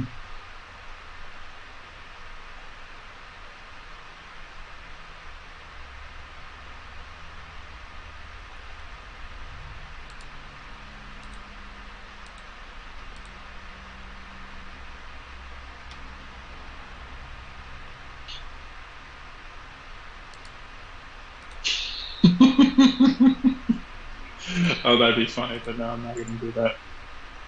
Okay. Oh. We will do. Let's see. Stealth. Am I any good at that? Let's see. Yes, I am. As a criminal, I'm good at this. Or at least I should be. On paper. Only was so good, I did die. So.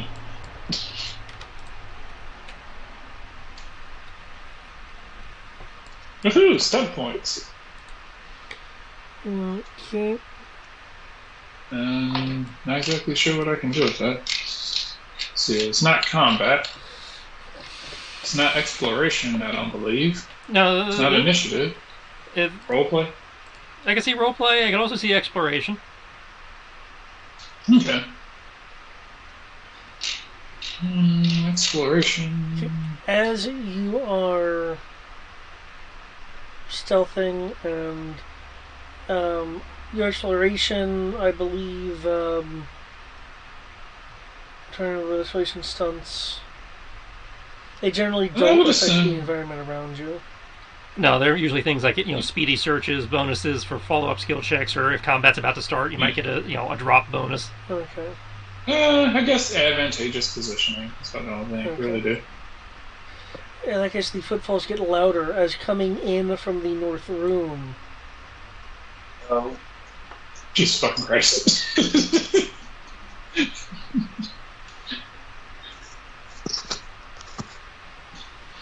Is this group of individuals. They do appear to be talking amongst themselves to an extent. And they're in their Sahuagin dialects. With them is also another Shokan. How many of you fuckers are there? Wait until you meet. Wait until you meet the French Shokan.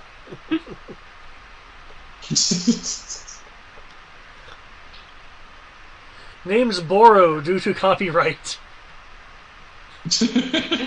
Goro with an H.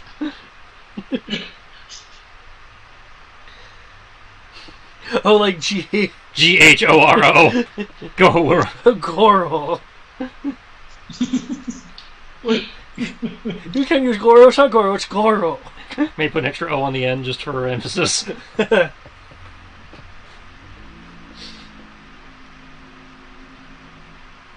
They'll begin looking around. One of them will go over and start messing with the equipment on the wall over here.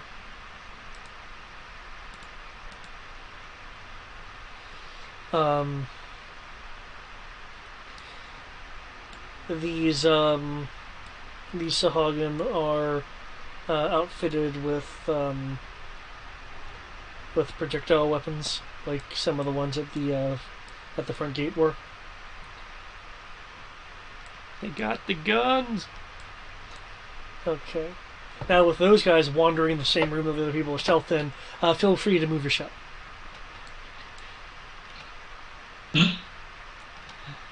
One, two.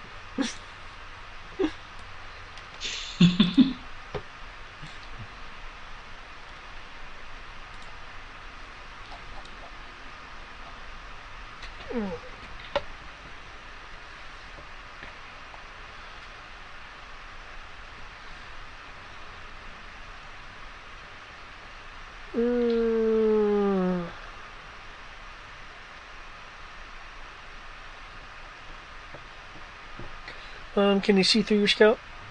I can. Are you? Yep. Okay. There will be leftover, or rather, bowls of leftover, look like, liquidy gruel. And, no utensils to be seen.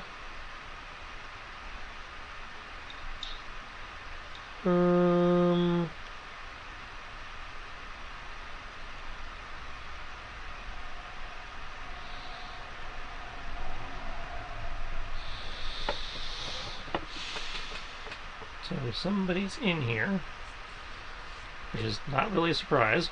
Okay.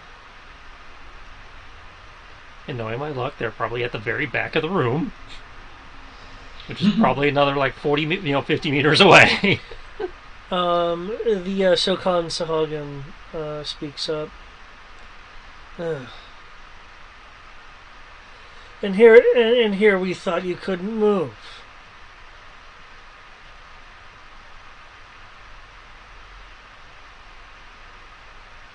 What was that?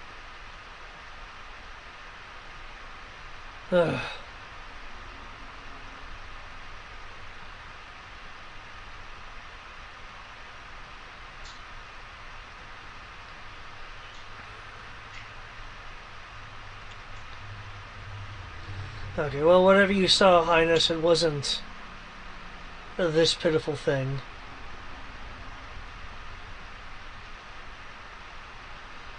Perhaps there's some form of infestation.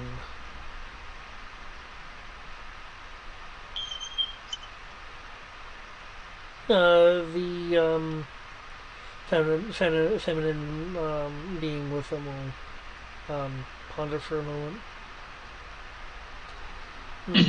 I would think any kind of serious infestation would have been prevented by our allies in the sea. Quick question. Did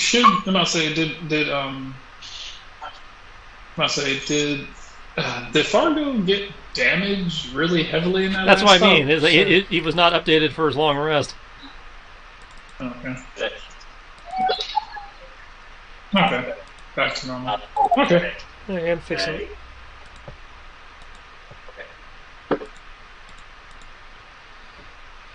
ERB. Yeah, go ahead.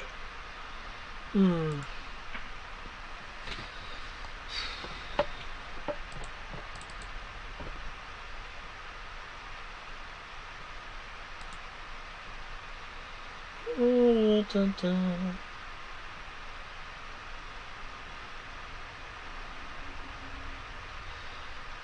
Okay.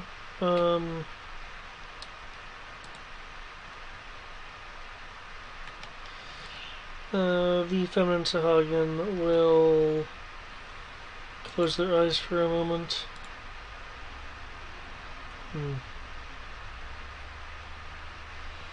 Let me see what the water in the air tells me.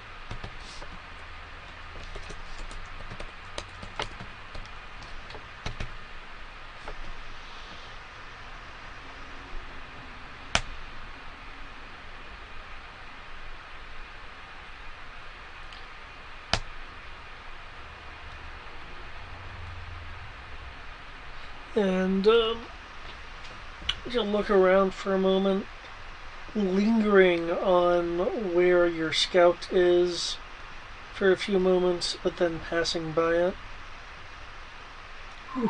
And then double takes to return to it. As I recall, it's a meet or beat. It's meet or beat, though, again, unless there's light in the cell, they're at disadvantage, which would be a 5, penalty or something.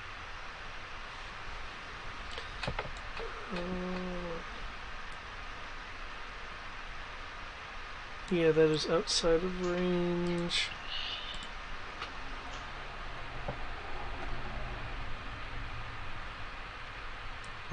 disadvantage. Okay. Yeah, okay, we'll pass over it. Whew.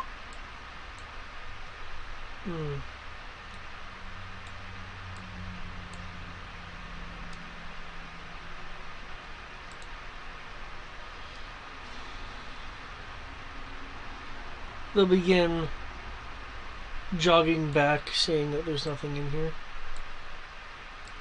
He's flattened himself against the wall as, they leave the range of the familiar, because, he's only seeing through the familiar, which means he can't see them himself.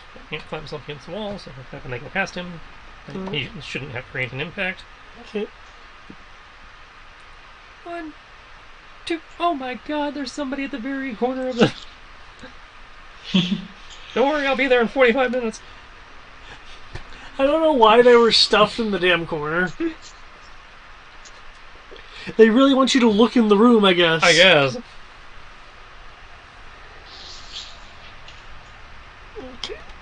Okay. Before I switch over to the group in hiding, I need to hit the bathroom. No. There's no bathroom.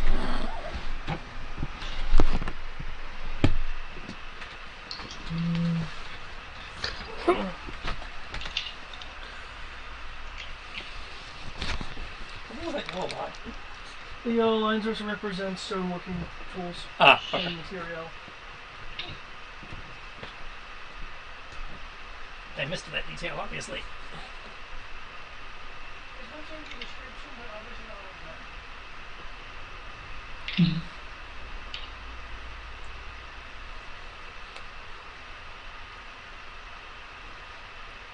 So, yeah. We got 2 rooms full of like a gajillion guys, and somehow we're supposed to sneak around unnoticed according to the mission description. I mean, we're doing it so far. Hmm.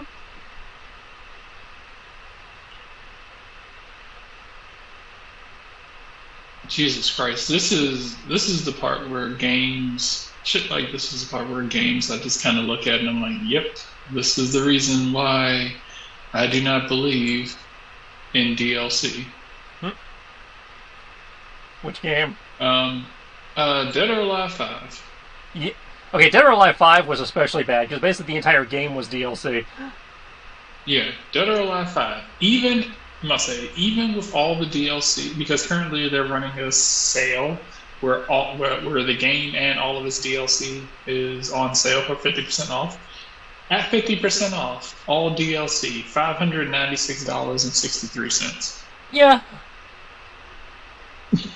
I am cautiously in favor of DLC. Like, Mass Effect did DLC well. Yeah. This is literally the equivalent of microtransactions. It's like Dead or Alive 5 and 6 did not have DLC. They had microtransactions. Yeah. They were like Marvel vs. Capcom Infinite. Yeah. And I'll say you can get the game for free, and you get 2 characters, 2 playable characters for free. Yep. And then you have to buy each of the rest of the characters for the game for a grand total of the game for $40. Currently it's on sale for $20.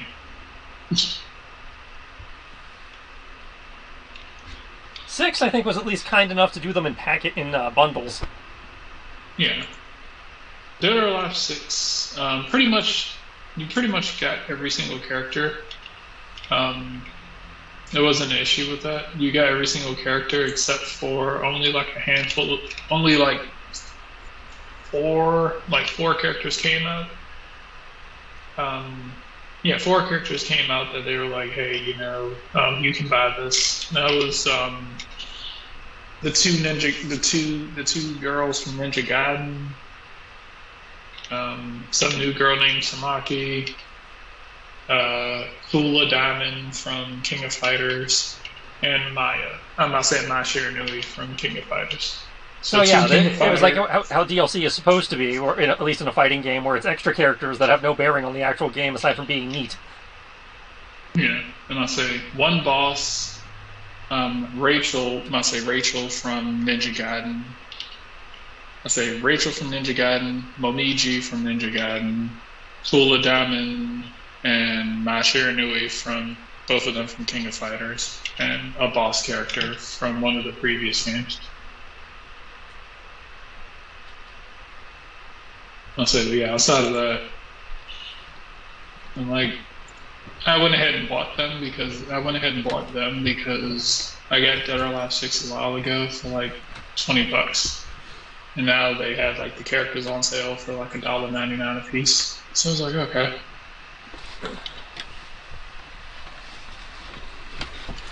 I'll say jokes on them. I'll say jokes on them. I don't need to buy the character. I don't need to buy the outfits because this wonderful guy basically just went ahead and was like, huh, you know what I can do? All I really need to do. And apparently all he did was he was like, I'm just gonna apparently figured out a way to take them. To basically just take the mods for one. So basically just had one guy who bought all the different costumes, and they could just rig them for everyone. Mm-hmm. And then just put the patch online, and he was like, "Here you go." All right, I believe it's y'all. Yep.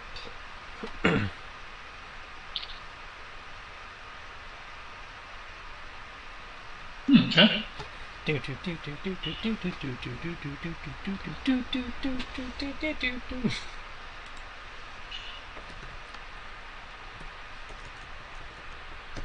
Swag in combat.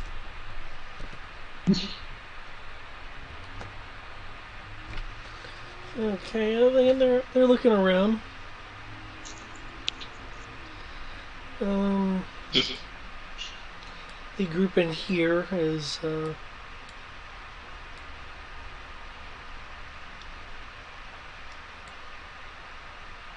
Oh, you're trying them just left. so Another chunk of them walked out of the vision cone. they're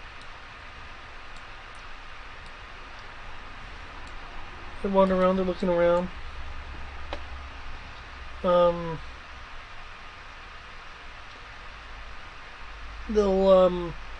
the Sagan here will be poking at the supplies.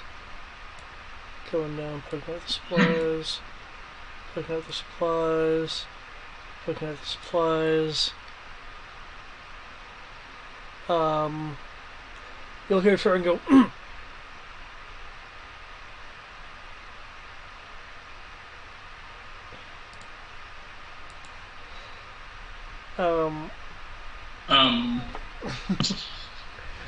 Oh shit. yeah, because Farron's stealth was rather low.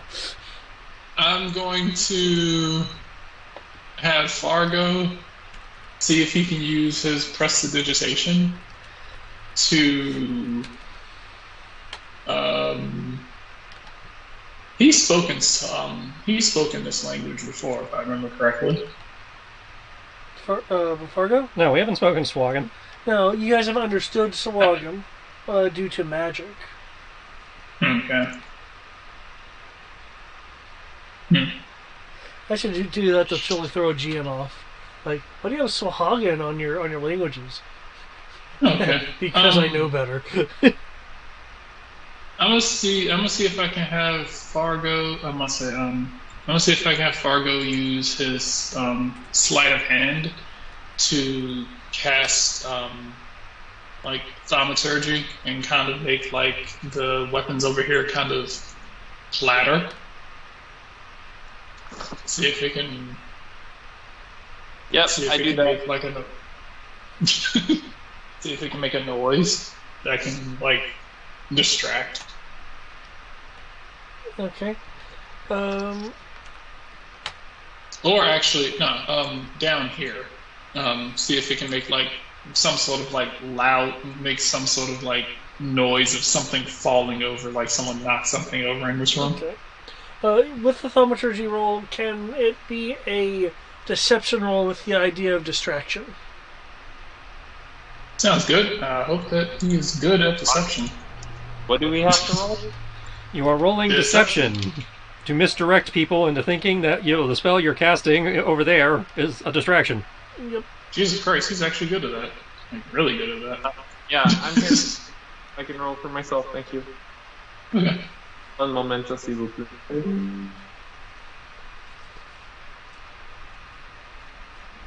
Dun, dun. Okay.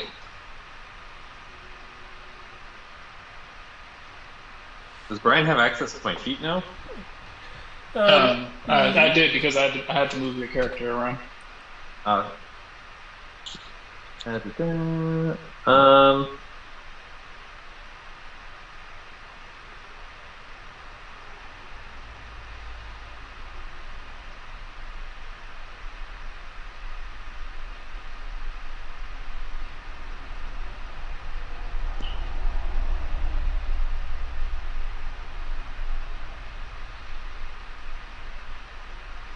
So,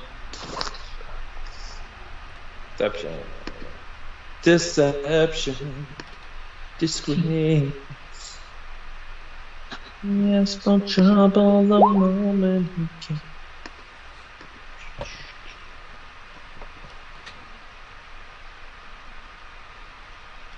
$22. Okay. Lay down. In your bed. Question, where's the +8 coming from? It's the expertise.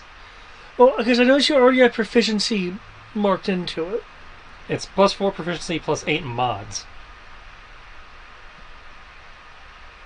Which Because I if don't it was know just why. if it was just expertise, it should just be 3d6 plus 8. maybe it's 4, charisma and then the expertise on top of that.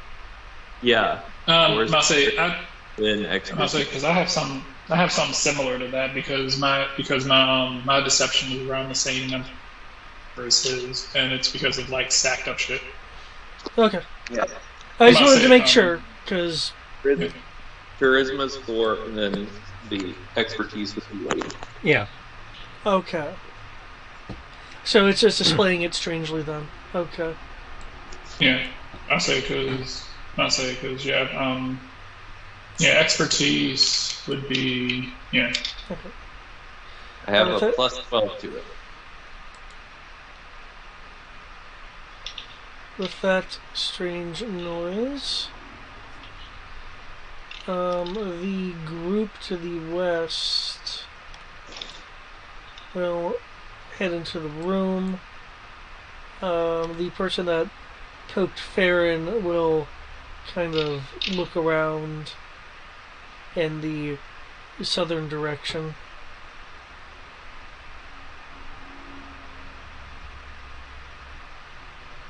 Does that give Farron a chance to make another? I'll say since he's not looking to kind of readjust himself and make another stealth check.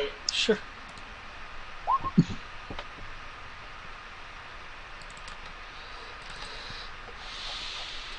Ooh, look at you go! I don't know exactly what you can do with 6 comp points, but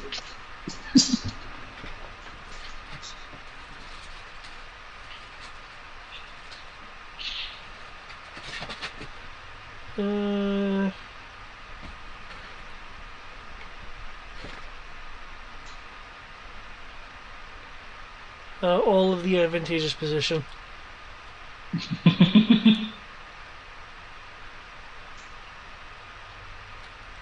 Oh, and upper hand. I can do upper hand. Upper hand in advantageous position.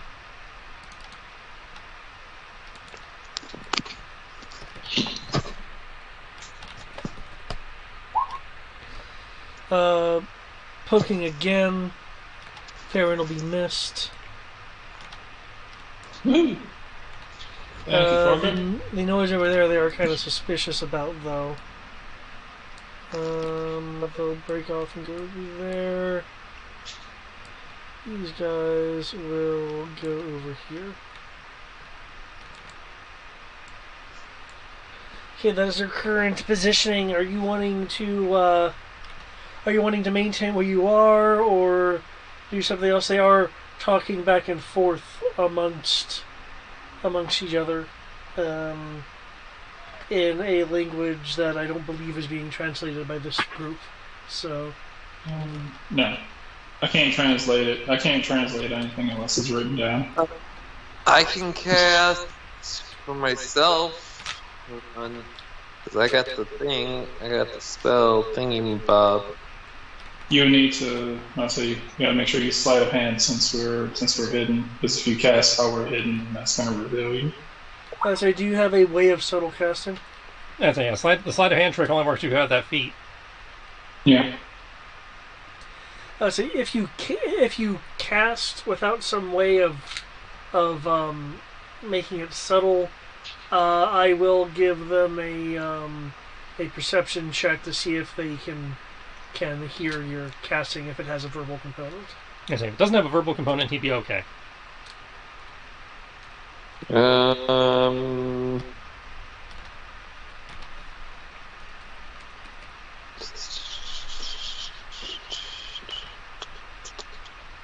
Because I swear, the way they describe casting in this, you're literally doing the classic Doctor Strange of, in a firm, hearable voice, going, "By the eye of Agamotto and the claws of the demon Sagoth, I cast thee." At least that's my understanding. Yeah, it's like you're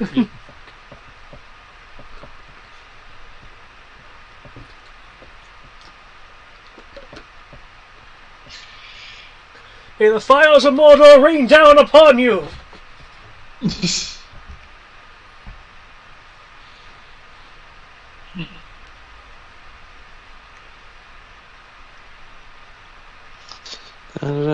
Just checking here. Parlor trickery, maybe? Your innate talents. As a bonus action, you can beguile a creature that you can see within 5 feet. Oh no, that's... I don't think I actually have anything as far as making things subtle. The only thing I would say is I probably would have cast it back before we moved into this point. Hence, we already knew that these people are not speaking common. but mark mode. Yeah.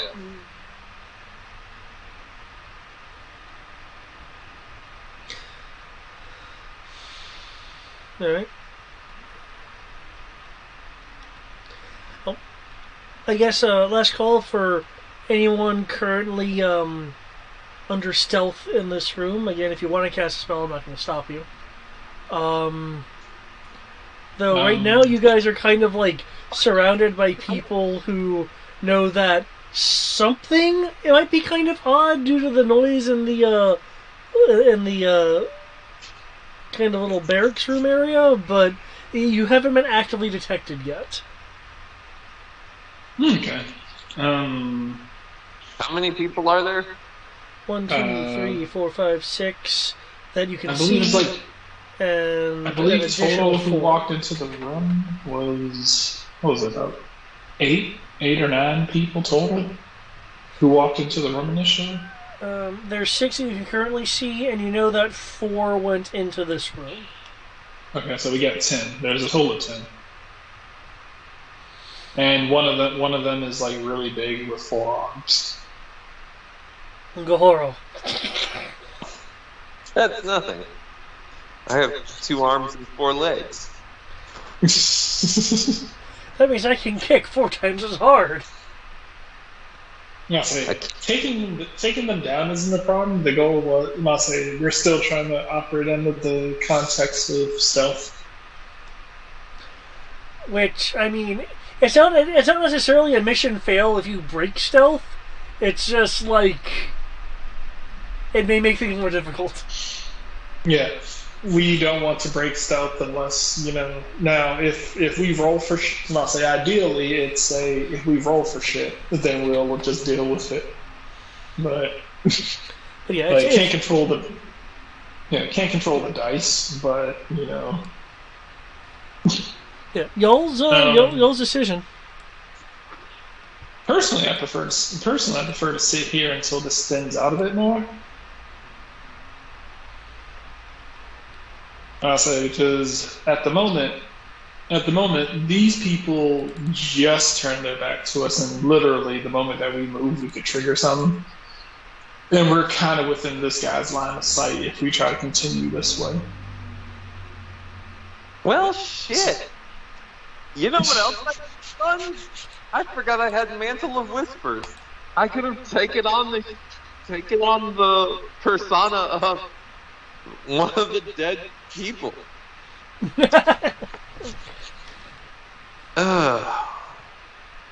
Note to self. Fargo has a bunch of really badass stuff that I don't ever use. I feel like that tends to be the case with a lot of spellcasters. It's like they have a handful of spells that are like, I really want to cast these. That's not... That's... It's not? His feats from level, from the College of Whispers. Oh, okay. That's right. Bard. That's a bard that thinks it's a rogue. A Oh, brogue. to be fair, I'm like, okay, now spells, I can see those getting lost. I forget about a lot of useful spells. I say feats. I lose track of all. I lose track of a lot of those as well. But yeah, definitely should try to remember feats as many as you can. I say because I lose track of a lot of my feats until later. Okay, well, you guys are perusing your sheets and considering what to do. Ash. I mean, I'm just gonna stay here. I know Fargo wanted to shuffle on, but I'm staying right here until this thins out a bit more. There's too many people in my line of sight. Ash, you see a very malnourished looking individual kind of just down in the corner. Occasionally making slight movements. The person is rather frail looking. And ID species from here. ID Pogo. Okay.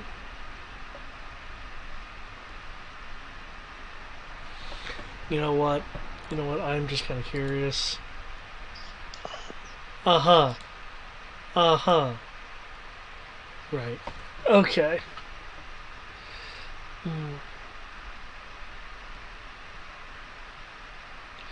Um,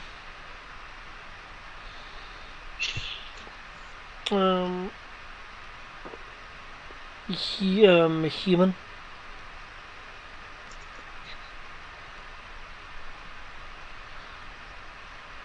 Okay. Makes note of one human prisoner.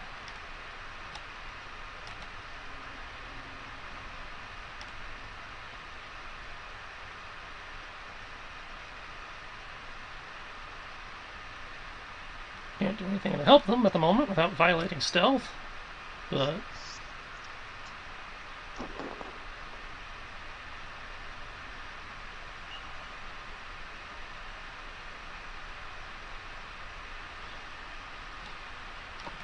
hopefully they'll be okay when I get back.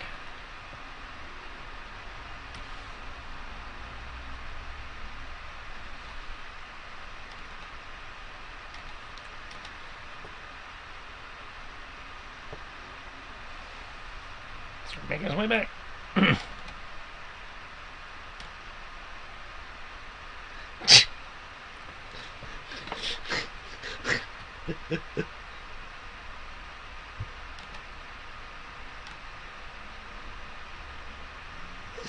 Okay.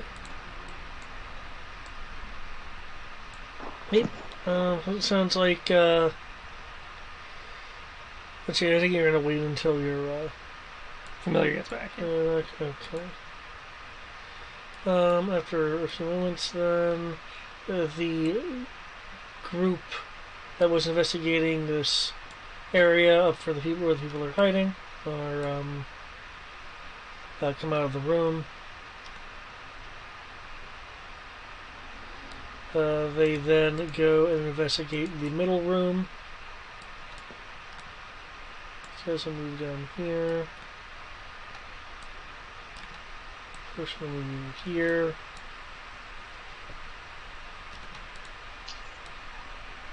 Oh, oops. Over there.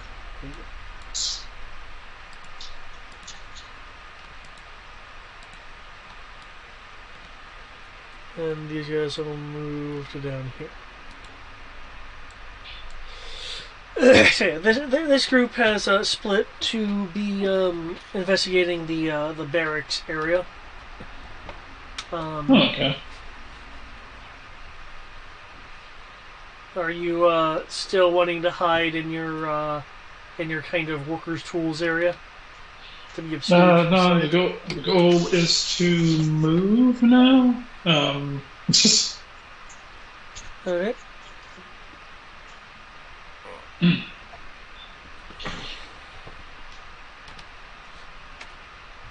So, goal is to move now.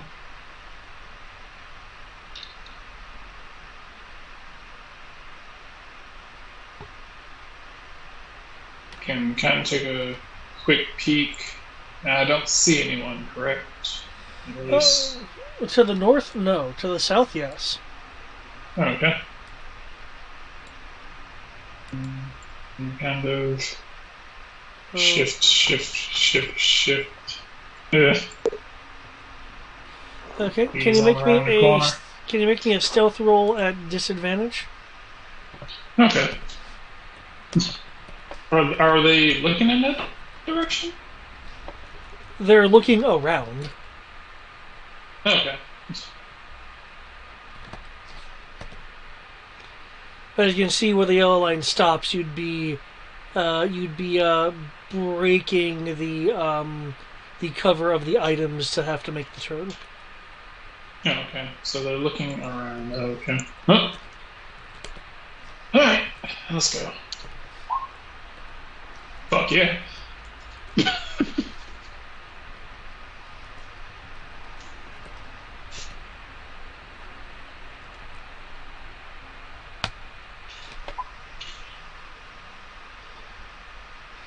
Okay, you don't seem to have been noticed as you go around. The room you are entering is a room with a plain stone floor, plain stone wall, and plain stone ceiling. 2 rows of metal racks run along almost the entire length of the room from east to west that are set parallel and about 6 feet apart, leaving a bit of a passage between them. A large number of spears, tridents, and other weapons are arrayed on these racks. There are 2 large closed coffers that sit to the south side of the archway. You appear to have entered a armory. Amongst the spears are also a few rifles, approximately 10. Okay. Try and get a quick estimate of how many weapons and everything I've seen. Including the weapons that were lining the walls right here. Down there, the yellow line, that's workers' tools, not weapons. Okay. Well, in the room you just entered has weapons. Yeah. Okay, so you said like 10 rifles and whatnot? You're looking at 10 rifles, 60 spears, 30 tridents, 10 glaives, 20 warhammers, suits of nope, no armor. Okay, yep, weapons. Okay, cool. So what I'm gonna do? So you said like rifles and everything just kind of like line the walls. Yeah. Okay, cool. So what I would like to do is head over to the rifles and kind of quickly take gonna do a little bit of a dick move, and they operate just like in the Saturday game. In which case, I'm gonna take some of the spices that I have and I'm going to dump a little bit down the barrels Okay. to cause them to misfire if they try to pick them up off the wall and shoot. Okay. Okay, yeah, you're sabotaging the weapons. Nice. There's some sugar in your tank.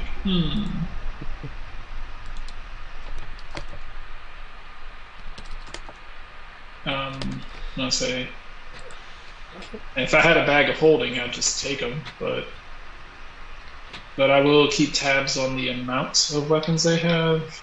My friends are trying to leave. And I'll say, give them a chance to sneak away. Okay. Let's see. Is there anything that you're wanting to do, Fargo? I can't think of anything explicitly that I want to do.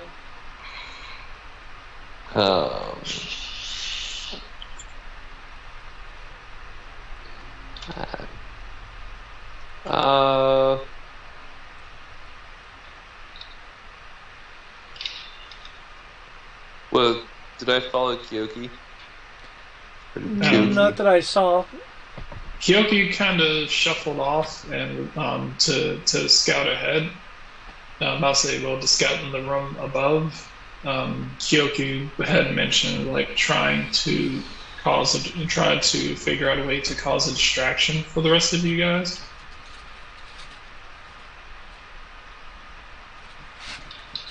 Okay. Then I'm just going to sort of remain put. Maybe I'll do a couple of things to... Do you have enough movement, Kyoki, to do all that kind of movement? Oh, sorry. Yeah. Sorry. As I remember, anything more than half move around. breaks, fucks with your stealth. Yeah. I do have enough movement to do that. Sorry, Fargo, go on. Beyond just remaining stealthy, I guess. Okay.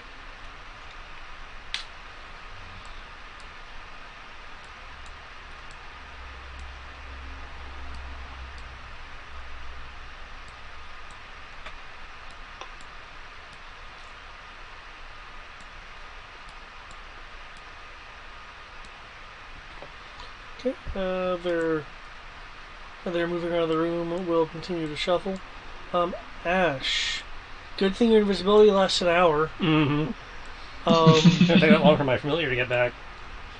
Feel free to have it continue on. I don't know if you want it to dash or anything. If it dashes, it gets easier to see.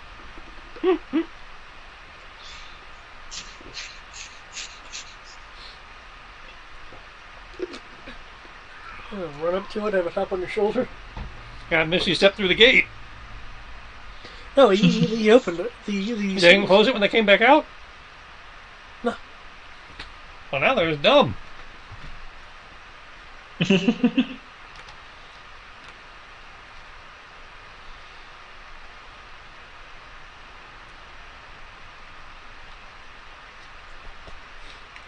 Since I can also only move half.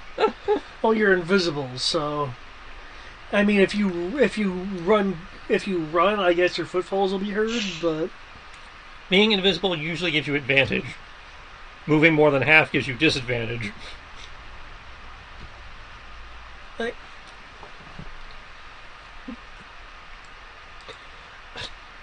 Honestly, this is way huge for what the area is. Mm-hmm. I mean, if we're not in combat time, I can just reunite and call it a thing, but... Okay, Kyoki, you're wanting to try to create a distraction. That answers that. Well, just, they could possibly I get it, yeah. I'll say, if I create a distraction, that will allow you guys to kind of go ahead around and do what you need to do, correct? That would, in theory, allow them to move past that area, yeah. Okay. In theory. Cool. Alright. Kyoki Can I get the process? is going to use a spell. A spill? Got the final size, got the I chicken. know. Actually, if it's the chicken, let me just munch on the chicken. Expeditious retreat. Doesn't that just let you do what you can already do? I don't remember. Let me see. I know older editions it was more useful. I think there's a slight increase in speed and something else. No, it doesn't give me. Allows like, you it just to, allows but me you to can lets you dash as a bonus action, Let's see. which I thought you could already do. I might already be able to. You are correct. Let me see. As a duelist? Duelist does basically everything, depending on, especially with the one he took. It does everything for like a lot of it. It does everything for one person.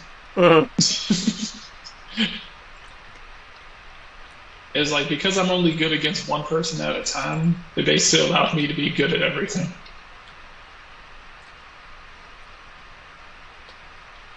It's not even Duelist itself that's really that broken. It's the feats he took with it that, turned it into what it is. That make me really good against one person. I'll say the only thing that keeps me from getting murdered by everyone is the one thing, the bear mauls the wolves. That keeps. I'll say that no matter how many people flank me and surround me, I can still focus on one person.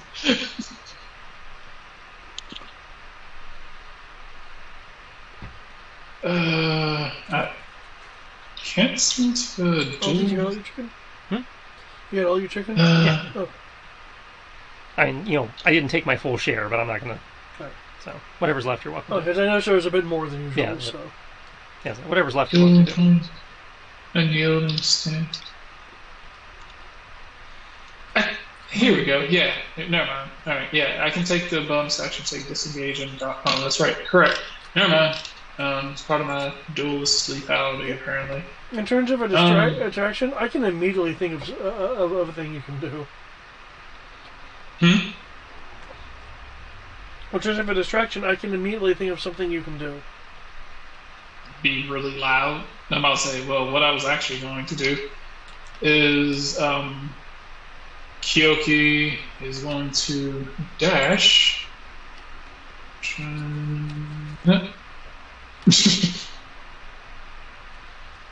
my bonus action. And I'm going to run past him like just run back and just start making my way over here. Okay. Make downtown walking fast. And I'm going to stealth after crossing that that corner.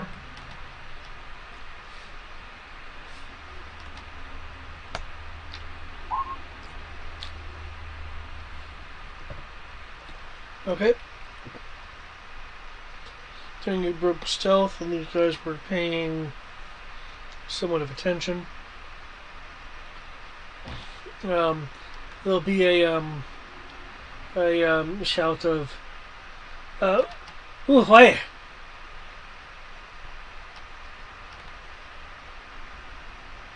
Shonai. And you said you were making a stealth roll? Once I get around the corner, yeah, I was gonna make a stealth roll. Since I'm standing right there. Is it a regular stealth roll or is that a disadvantage? Given I know it was disadvantage because I was in line of sight of them, but since it'd be a is there light coming from that area? There is light coming from that area, so it'd be a regular stealth roll. okay.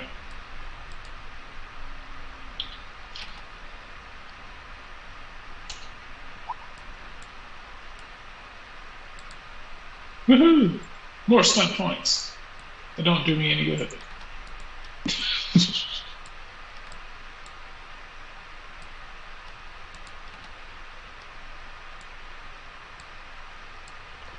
Okay.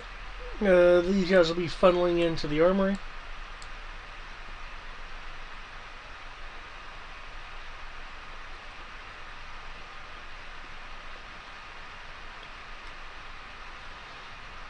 Anyone wanting to move from their It's current not hiding, much. their current Let's hiding stay spots amongst the tools can make a stealth roll at advantage, given how distracted the patrol group is.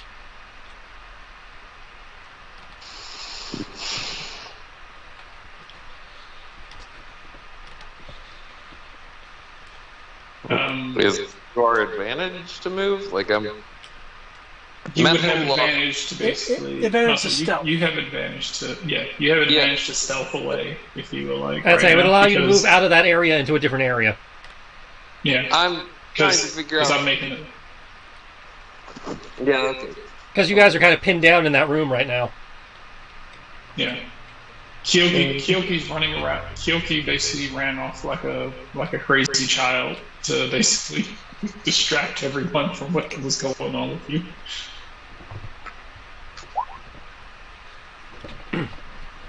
Ow. Oh, I forgot to grease the wheels. Oh, maybe they suck.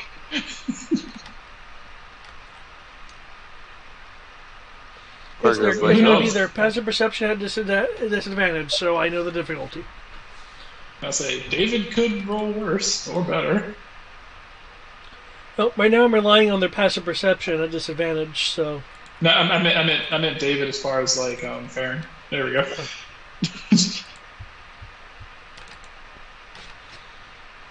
15 or 15. So do you want the one with or without with or without stealth points?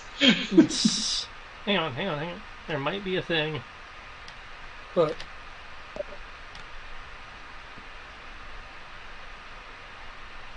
No, he's already at advantage. That wouldn't help him.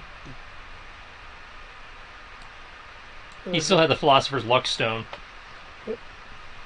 Fair to move.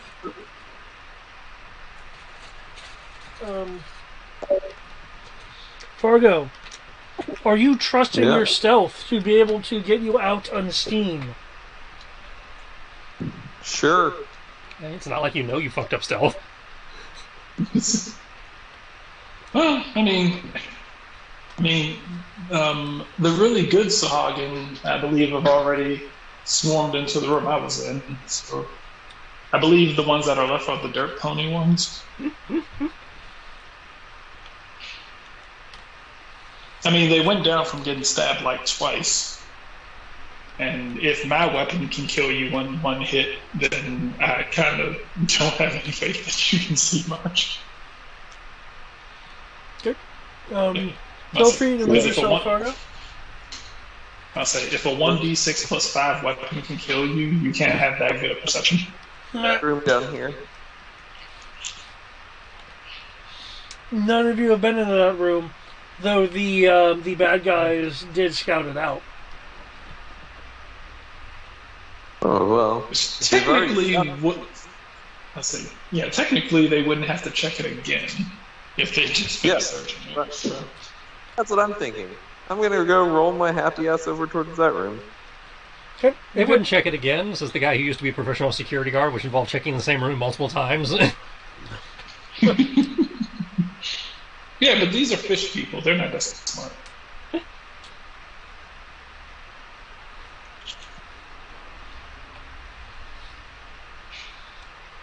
Okay.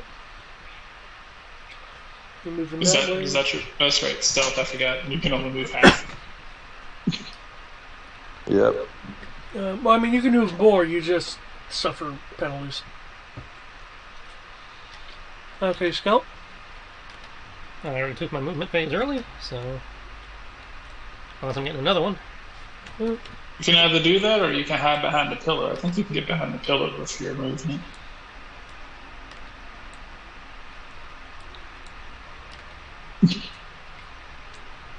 Me? Holy shit! Yeah, wow, they're dumb as fuck. Okay, sweet.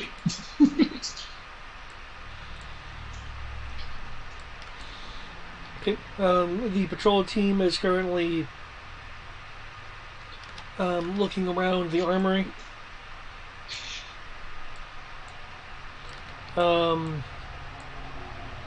Can I continue my movement then? Hyuki and Fargo can continue their movement.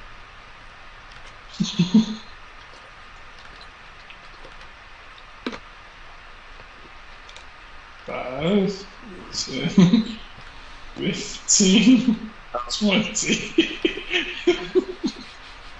Just kind of lurking across the walls. I may need someone to install my lantern if I'm gonna go wandering off by myself. GM. I need to be a light. Are you going to light your lantern? Yes. Okay. He's going to advertise to all of China that he's here. Well, once I like that he basically just went rolling off into the dark.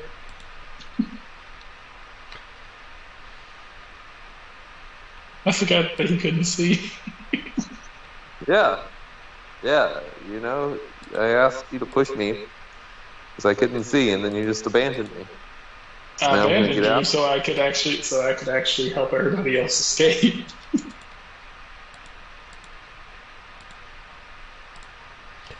Tris, what's the light range of a lantern? I'm saying I don't know where Tristan actually wandered off to, but he should be, relatively free of, Oh, I'm well away from you guys. Lanterns 30-30.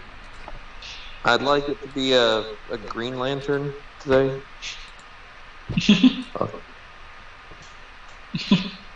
Just bring about justice. Yeah. That's not what the Green Lanterns do. Oh. There, I literally made a green lantern for you. Oh, sweet. Well, Green Lantern just shining on that green ass light.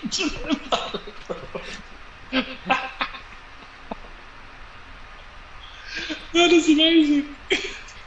Like, whoa, this is green.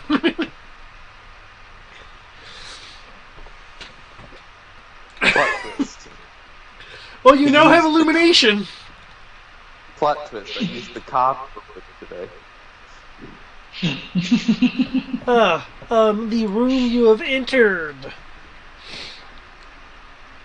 Holds a small table with 2 chairs, a stone coffer, its lid open and propped against the wall. Inside of which appear to be bubbles that reflect the green light that your lantern is emitting. There's an identical one in the northwest corner, but it has no bubbles in it.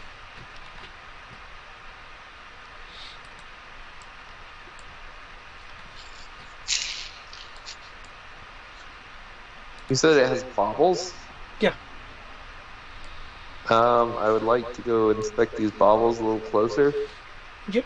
Can you make me an investigation roll? I can.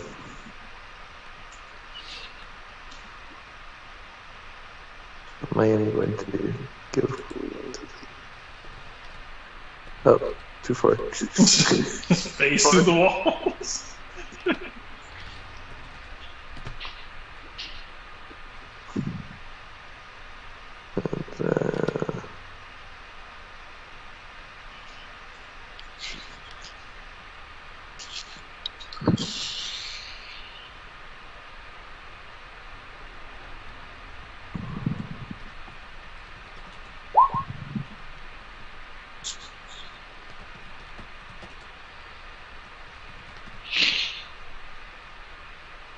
Good freaking lord.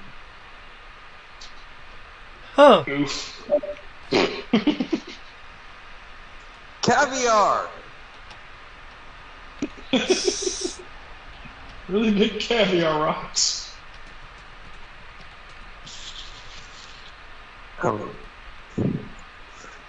Matt.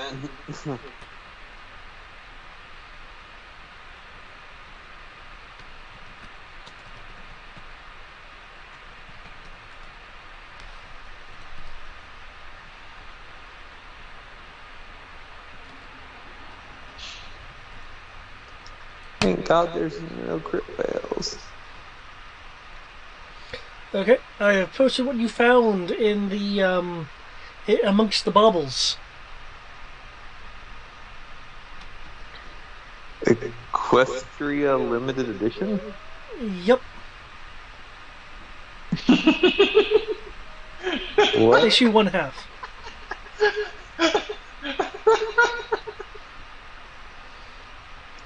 What is that? Okay, that's funny. It's fucked up, dude.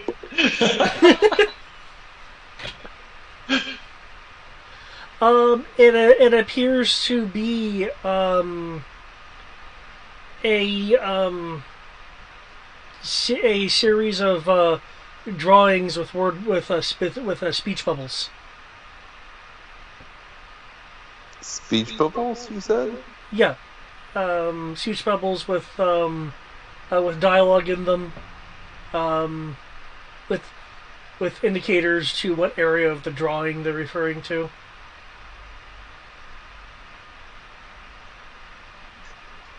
It's a comic. Okay. Alrighty. Interesting. Comic. Yeah. How humorous. Okay. Huh. As I recall, Adreno does have some anachronisms. Mm-hmm. Got plenty of anachronisms.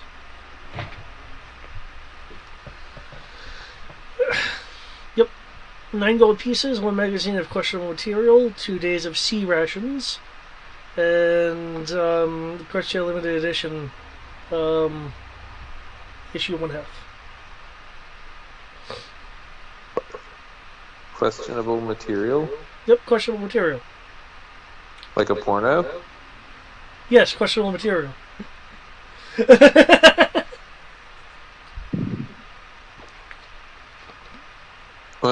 I'm gonna take all that. Okay. Write it down.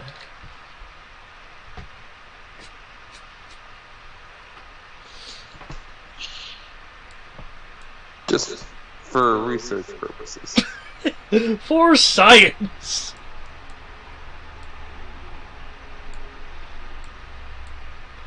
Okay, Scout. This room is way too fucking large. Cool. Reunited. Okay. And that's as far as you can go right now? Yep. Keep in mind, at this point, you're outside of the campfire's illumination area. If Well, you yeah. want to break sound stealth. Well, see, that's the problem. The light wasn't the problem. It's me making noise that's the problem. I'm just saying, you're like, what, 100 feet away?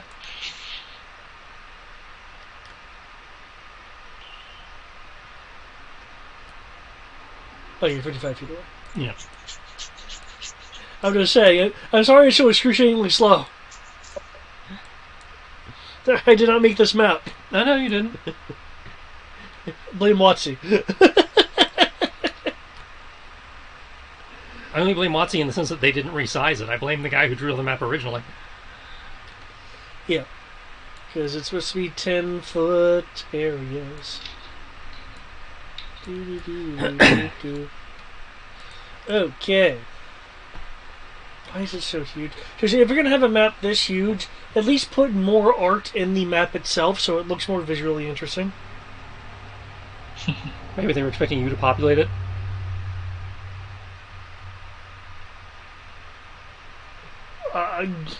Maybe, but I'm not going to go through the description of each individual room and Nor would I expect you to. And do that for multiple levels of area. So Yeah.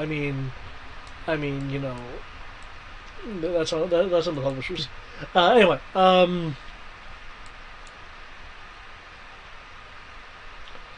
okay.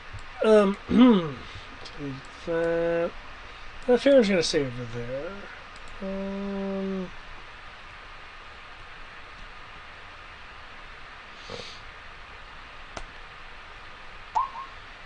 Oh, okay.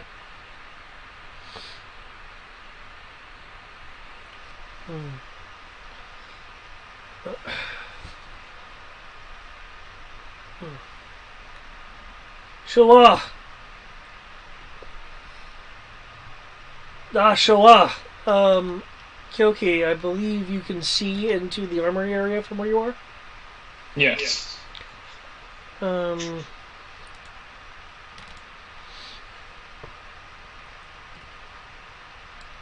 This Sahagin right here is pointing back down south.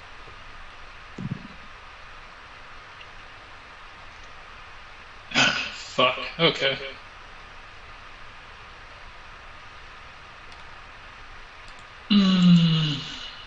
I will roll my deception to make them come my way as I kind of like and just start running. I love how this one patrol group has caused so much issue.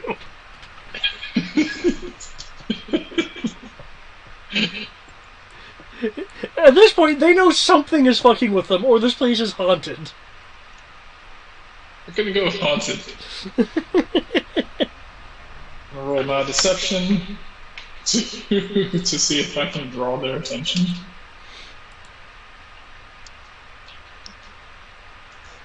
Oh, can I cast my spell now that I'm in a room where no one can hypothetically see me? I mean, you can cast your spell if you'd like. I mean, it still isn't exactly going to be whispered if it has a verbal component, but you can cast it. Well, I mean, he's already giving himself away anyway with the lantern. There's, a bright light in a room where there was no light. See, don't fuck it up, don't fuck it up, don't fuck it up. So at this point, dropping a spell on top of that? Yeah, if you want to cast a spell, I'm not going to stop you. I was going to stop you earlier, so... Sure, I'm going to cast the spell.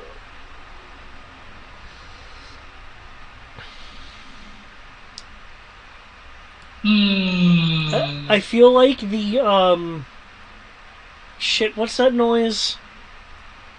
It's a sound clip that's used during buffoonery chases. Oh, the Benny Hill? The Benny Hill, yeah.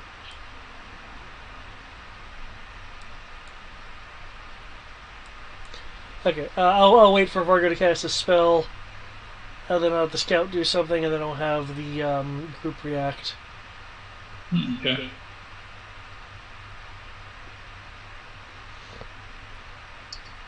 I assume by breaking stuff, they'll probably end up seeing me anyway.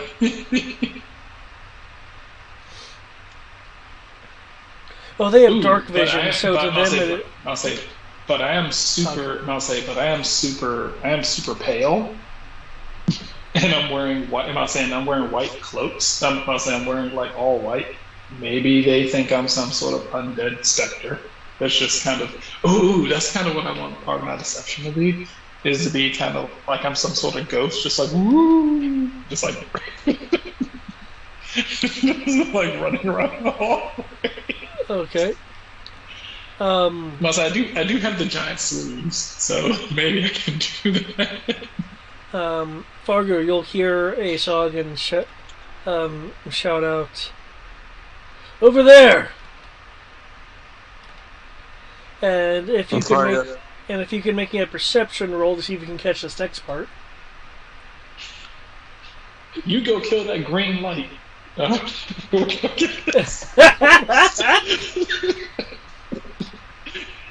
We'll get the ghost. You go shut off that strange green light that we've never owned.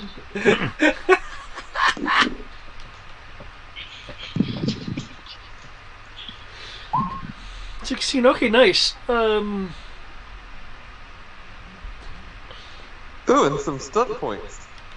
Okay, you will catch faintly the voice of another Sahagin and the other group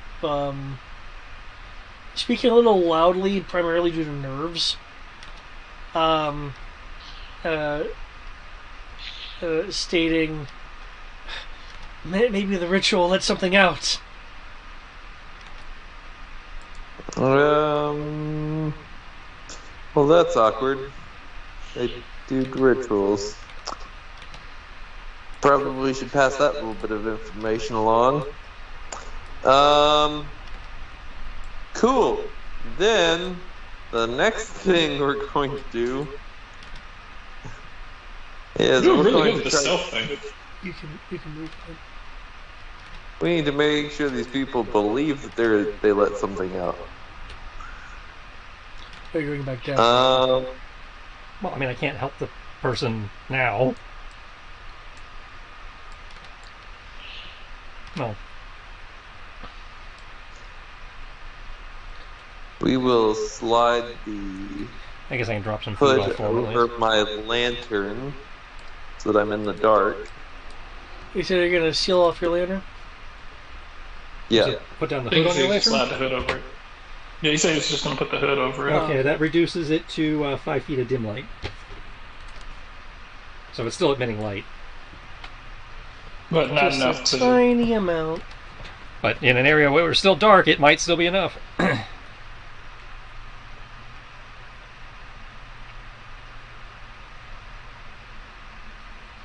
Have this eerie green glow around you. Your floating ectoplasm.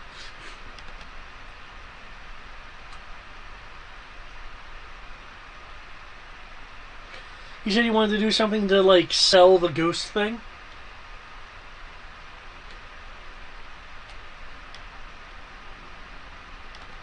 Matt? No. I was just dimming the light. Okay. Brian was selling his ghost thing. Oh, yes. I need to do some research real quick, though, so you can switch to someone else. Okay. Kyoki, Yes. what do you wish to do? You're around that Not me. corner. Ignore. I must say, I've run around the corner and I've used stealth. So pretty much just kind of hang around the corner, just kind of like peek around the corner and see if I can like notice kind of see if I notice them coming around the corner or anything. Okay. Well, you'll see them here rounding the corner. Oh, okay. As Kyoki's like running around, Kyoki's like holding the map up while he's like running. He's like, "Ooh, okay, go left. Ooh, all right, go right. Ooh." Okay. So yeah, I officially have no clue what the rest of you are doing. So I hope that you guys are okay, and you can figure out whatever else is needed to do. It's like, man, I wish we had community. Oh, Jesus fucking Christ, they got quick.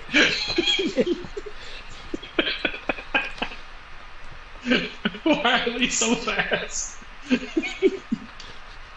Fucking, you're fish people. We're not in the water. Why are you so fast? Because they're swole. God damn it.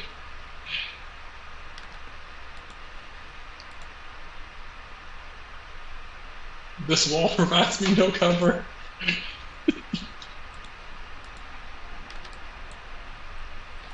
22 stealth, okay. Looking around. Yeah, right now they're looking around. Scout.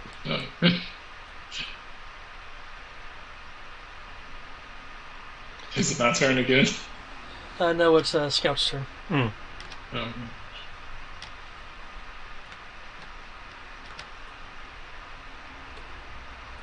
Okay, that's 25 feet? Yeah, that's close enough, I think. Gonna go into his pouch.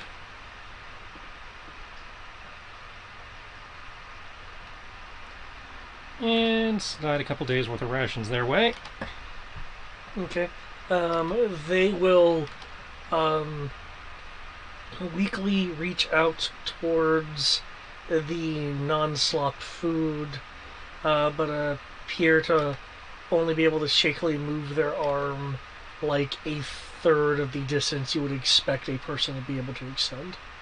Well, considering they're heavily malnourished and probably chained up, that does not surprise me. As long as they can get the food to their mouth, which they should be able to based on the evidence in the room. All right. That should hold their shit together until we're able to come back. Hopefully. You hear a very low, raspy voice. You can tell that the individual is saying something, but it's too low to be legible from your current distance. Oh, fuck.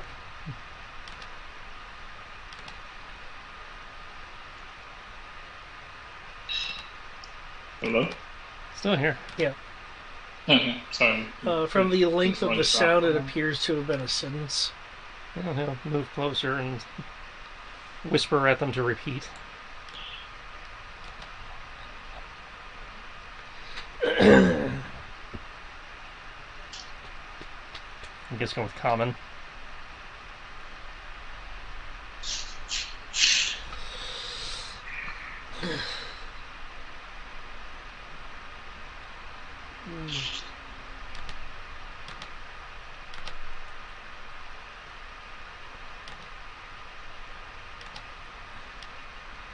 I didn't expect to see a avatar of a mechanical god to ease my suffering. Wait, what? You're like in full armor and stuff, right? And invisible! Oh, right. Hold up. Even more impressive. That's why I was like, wait, what? Fuck! Uh, We have a problem! okay, nix that last part, as reading through what's up with this dude would not be able to discern invisibility at this time. Oddly enough, their background says they should have the capability, but they're in no condition right now to do any of that. Okay, in which case it'll be the repetition of a prayer of gratitude. You're welcome, my friend. Just keep it together a little while longer. Since you are close to him, what's your passive perception?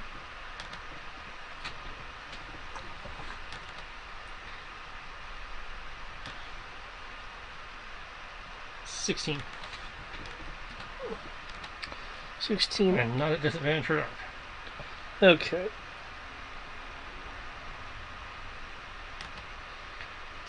What makes this even sadder is the guy's name. Okay.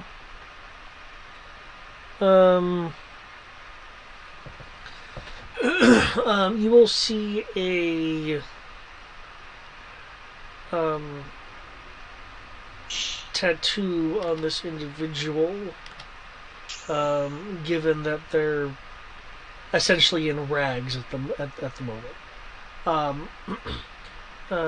You recognize it as the symbol of the adventuring group known as the Setting Moon.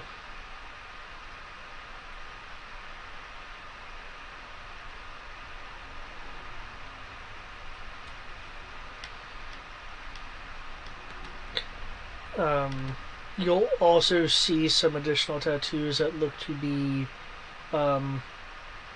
vaguely arcane in nature. Okay. Arcana check? Okay. And I apologize, guys, but I need to drop. Okay. I doubt we're going to go much longer anyway. It's already 11 o'clock. Yeah. Alrighty. Good night, everyone. No. No. Thank you.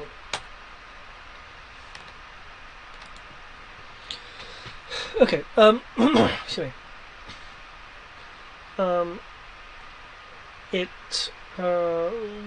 It looks to be a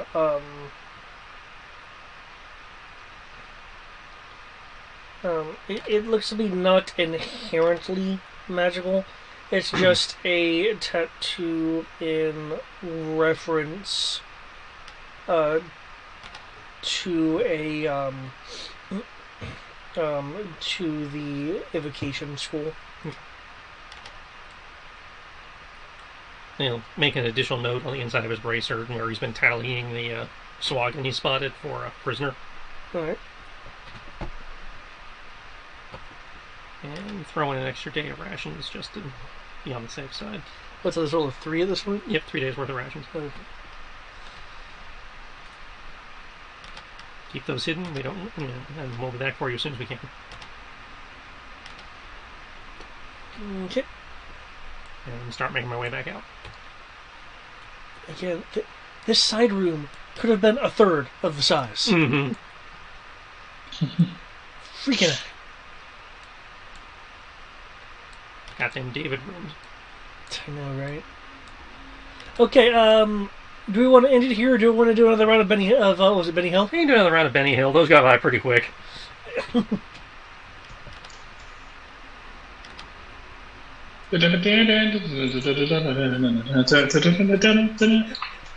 This group of 10 people just chasing you around. It's not often you split the party 3 ways. Yeah. And it's not that often it actually works. Well, whether that's worked so far is still debatable. I'm glad you did that, because they were going to investigate that green light.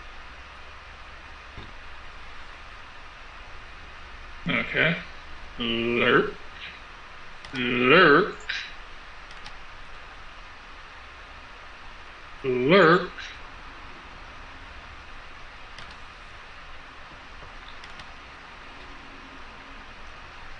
Because Actually, no, fuck lurking. Just run, not say, run like hell. 10, 20, 20, 30, another 30. Actually, no, even funnier. I know exactly what I'm gonna do.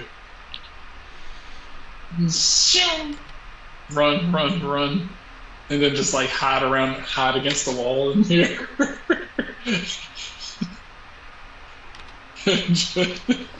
And just keep like stomping my feet like while I'm right here until they start getting closer, and hopefully like a bunch of idiots they run right by me. Sure. Okay, given you're in the corner there, can you roll me stealth at disadvantage to see how well you're hidden in the shadow? Okay. Ah, goddammit. Disadvantage. Okay. Because when they run past, you will momentarily be in direct line of sight, but you will be in dim light for them, so... Have anything that can help me with that? Actually, no, it would be... dim light would give you advantage, line of sight would give... Okay, roll normal. Actually, well, that's a bonus action. Goddamn.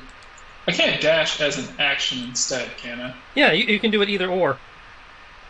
Okay. You know what? But technically, being stealthy is also your action, so... Because that's a skill use. Well, are you a bonus action dashing? No, I'm going to run as my regular action. It's if you dash, you won't be able to stealth. No, I don't need to, because I don't believe they can catch up with me. Because once I get right here, I am going to Misty Step down here. Because Misty Step is a bonus. Yep. So if I'm around this corner, they can see me anyway. Because I don't think they can move that far.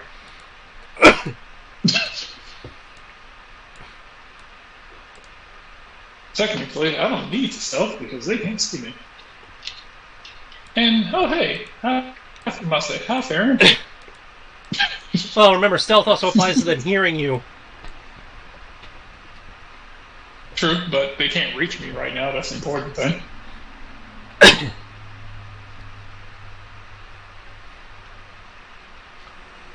Okay. And like I'm about to say, as I run around the corner, I'm gonna signal to Farron. I'm just gonna kind of be waving my arms like they're coming. I don't think Farron can see you. Let me see. Farron has extended. Because Kyoki's in theory 90 feet out. Farron 60 plus 60, so total dark vision of 120. Then yeah, you're good. I like that note. That's a nice note. It actually gives me. Best part of being a warlock, I can see everything. It's like my favorite part about being a warlock so far. I can read everything, and I can see everything. In addition, if you're in dim light conditions, you have an advantage on perception checks. So I guess it would be total darkness to dim light due to the dark vision, and because it's dim light, I would actually have an advantage on perception checks. Love this thing.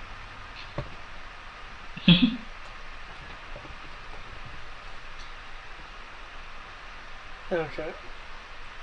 Oh my god! They're coming. Might actually. Okay. I'm like, yeah, I'm like, it was like tell the group. I'm like, next session, probably gonna have to hightail it.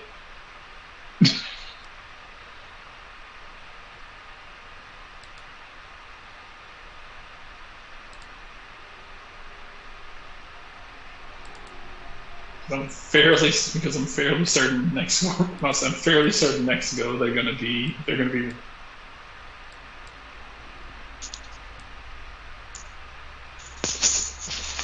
You can move so damn fast. I have a move of 80. So. Okay, well, I will end it here. They have a move of 60. If they move even quicker if they were in the water.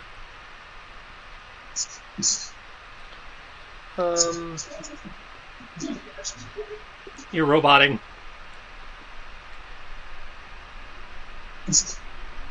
Underwater, can you? Mm-hmm. Okay. Oh yeah, if I can dash on the water, yeah. Okay. I can make it on the water. That's not it. You can just not move in it, and I think it'll increase the sadness of the situation. I'm going to reveal the guy's name in the corner. Mm-hmm. His name is Elmo. Yeah, I saw that on the screen up there. This poor malnutrition individual that can barely speak is named Elmo. Elmo, I think it's Elmo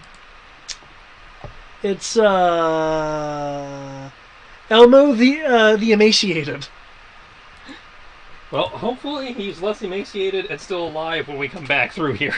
That is so sad. Why do you have to name him Elmo? Because I'm thinking of, like, Elmo.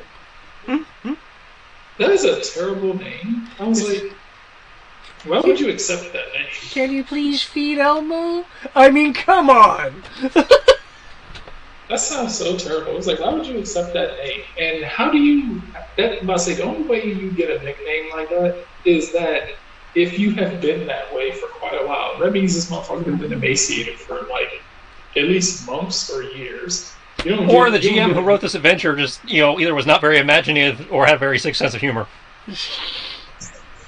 I was like, because you don't get nicknames like that. Well, so you don't get nicknames like that unless you've been dealing with something like that for a long time. What I want to know is why this area is so fucking huge. I know it's supposed to hold a decent amount of people, but given the sheer number of 5-foot squares here, I mean, what? Let me measure this out. Yeah, good luck.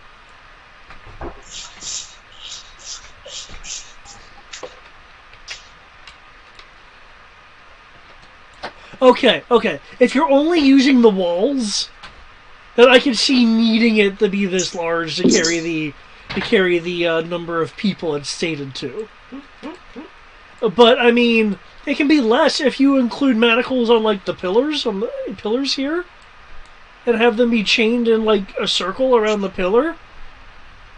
And these are 5 foot. Actually, no, these are 5 foot squares anyway. If you don't care about spacing, you would have them changed to directly next to each other. So that's 2 people a square. So I don't even mind how large this is because it's been doing a fantastic job. As far as I'm concerned, it's been doing a fantastic job of helping me outrun people. That is true. If this place was smaller, they would have caught up to me a long time ago. Well, not so much caught up to me, but it would make this Benny Hill thing far more difficult to do. True. Because you're going around corners, that means they can't use ranged weapons against you because they can't, see you to do so. Yeah. I'm doing my best to stick with the mission goal of not interacting with them. I will say this. They're, verbally interacting with them is apparently a thing that they have the contingency for in a few areas.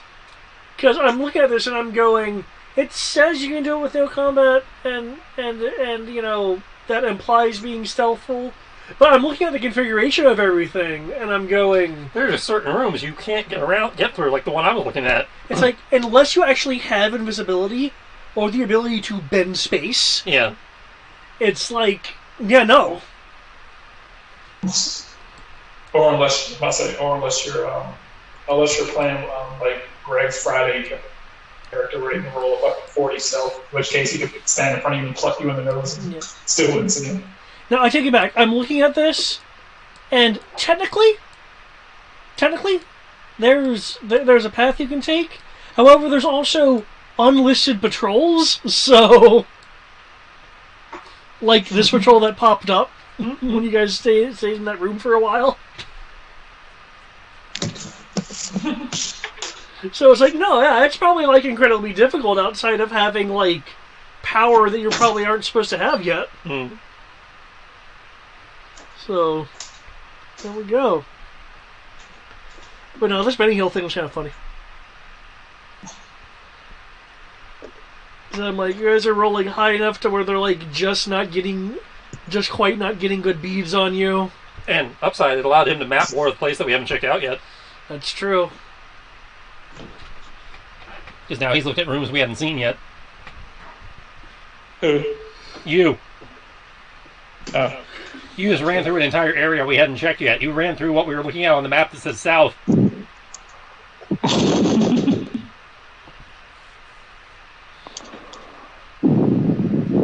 So south has officially been checked.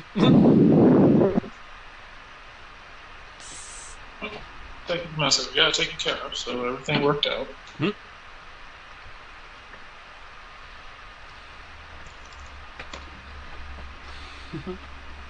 I was expecting a battle to break out with that patrol, by the way.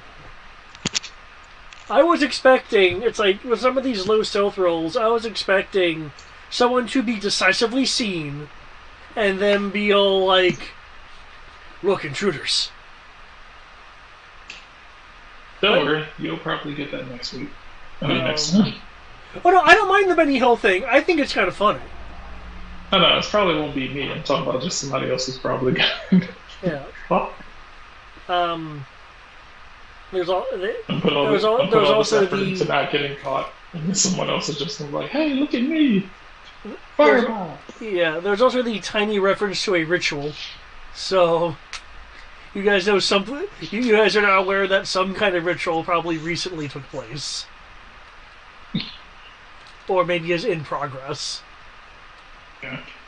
Worst case scenario, I'm just gonna keep running around corners, waiting for people to catch up, and then shivving them like twice, and then dragging their bodies off, and just do that one by one. Just keep running around corners, just keep leaving dead bodies all over the place until they start thinking the place is haunted and leave. Like, what's your name? Plishkin. So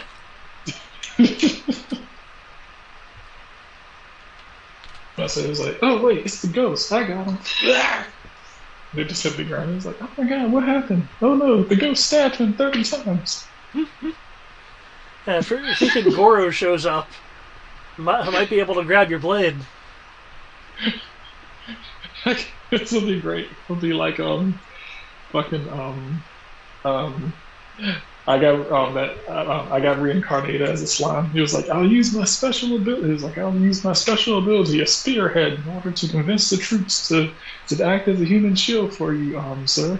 Great work. All right, I'll go get the troops now. Runs out of the tent, gets shot in the head with a fucking water bolt. Oh yeah. Oh my god. That was fucking amazing. I didn't even get to see what the fuck the dude could do. He was just like, oh yeah, I've got these super special powers. Man, those powers sound amazing. I can't wait to see them in combat. Sunk. He was like, oh god, he's dead. I was so like, oh my god, he's doing it. When he was going through the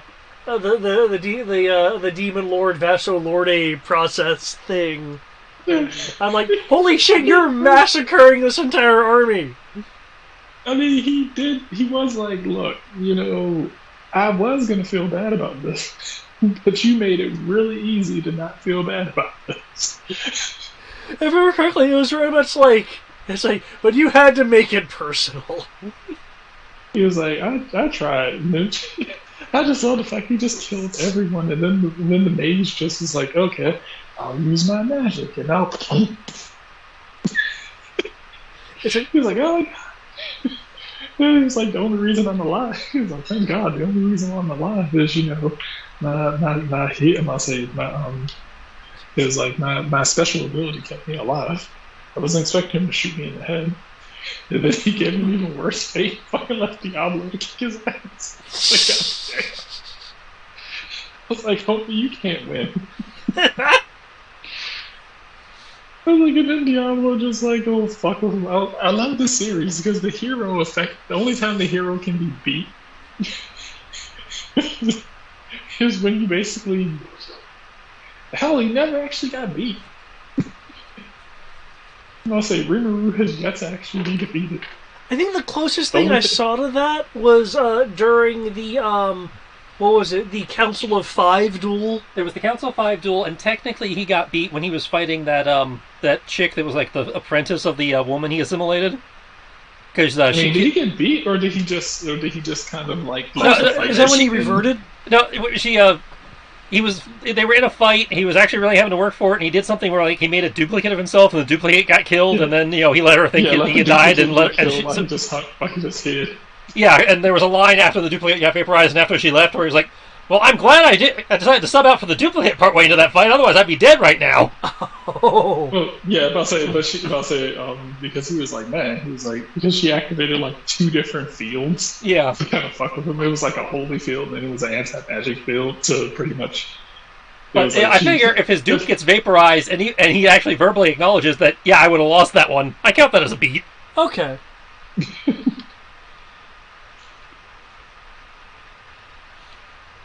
Part of me does. I can see it as a beat, but at the same time, I was like, she had to like nerf him by like 2/3 his power to be able to get that. Well, yeah, it's one of those characters where the only way you can beat them is by taking away things. You can never get to their level, because when you get to their level, suddenly they pull another thing out of their ass. Yeah. Yeah. The thing at the end with the demon lords and stuff, when he joined the council of demon lords and all that, even that was pretty one-sided. Yeah. You know what I thought was kind of bullshit? The entire thing of, oh no, I just let him mind control me because it was fun, but when it became unfun, I just broke the mind control. I mean, that kind of fits her character. It's like, what? He was like, I let him believe that he was mind controlling me. He was like, you really think something this dumb and weak could actually mind control me? I'm a fucking demon lord. It doesn't work. He was like, I'm an elder dragon. Fucking trinkets don't work on me. He was like, but that's impossible. He was like, At that point, honestly, I was like, dude, you got Great Sage. Why the fuck aren't you listening to Great Sage? Great Sage over here trying to tell you is like, yeah, she's not being mind controlled because the shit doesn't work. And he's like, no, it's got to be something else. You're just fucking up Great Sage. And she's like, you know what? Fine, Rima, go get your ass kicked by, go ahead and let this child beat the shit out of you. I love how Great Sage during the upgrade process has become more and more snarky. Yeah. Like, you know what? Fine. I don't like you anyway. Like, just go get fucked up. And it must say now. She damn near. It must say she was whipping his. It must say now she was whipping his ass in that fight. It must say she was whipping Rimru's ass in that fight. And then he was so happy to go down to fight what's his face. He's like, oh sweet, whew, I don't have to fight her anymore. You I can handle. He was like, I'm gonna leave my assistant to kick your ass. And fucking God, watching her beat the shit out of him was so fucking good. He was like, I'm gonna transform into this. And then she's just like, give me your fucking arms. And just slice off his arms, just like beating the shit out. I'm like, God damn. Oh my God, that was one of the most satisfying arcs. I was like, watching that whole thing was one of the most satisfying arcs in like an anime that I'm like, especially like watching the orc. And I say watching the new orc lord beat the shit out of that dude. Actually, yeah, I agree. For isekais, reincarnating as a slime is one of the more enjoyable ones. Oh yeah. I'm also really fond of jobless reincarnation. Oh yeah. That one's also really good. I really like that one as well. Yes, I'm really liking that one. What's the other one? There's God damn. There's one that the animation is kind of garbage, but it's where the guy basically winds up inside of some sort of otome game. Yeah, we're watching that one. Yeah. Oh yeah, yeah. What was it? Mob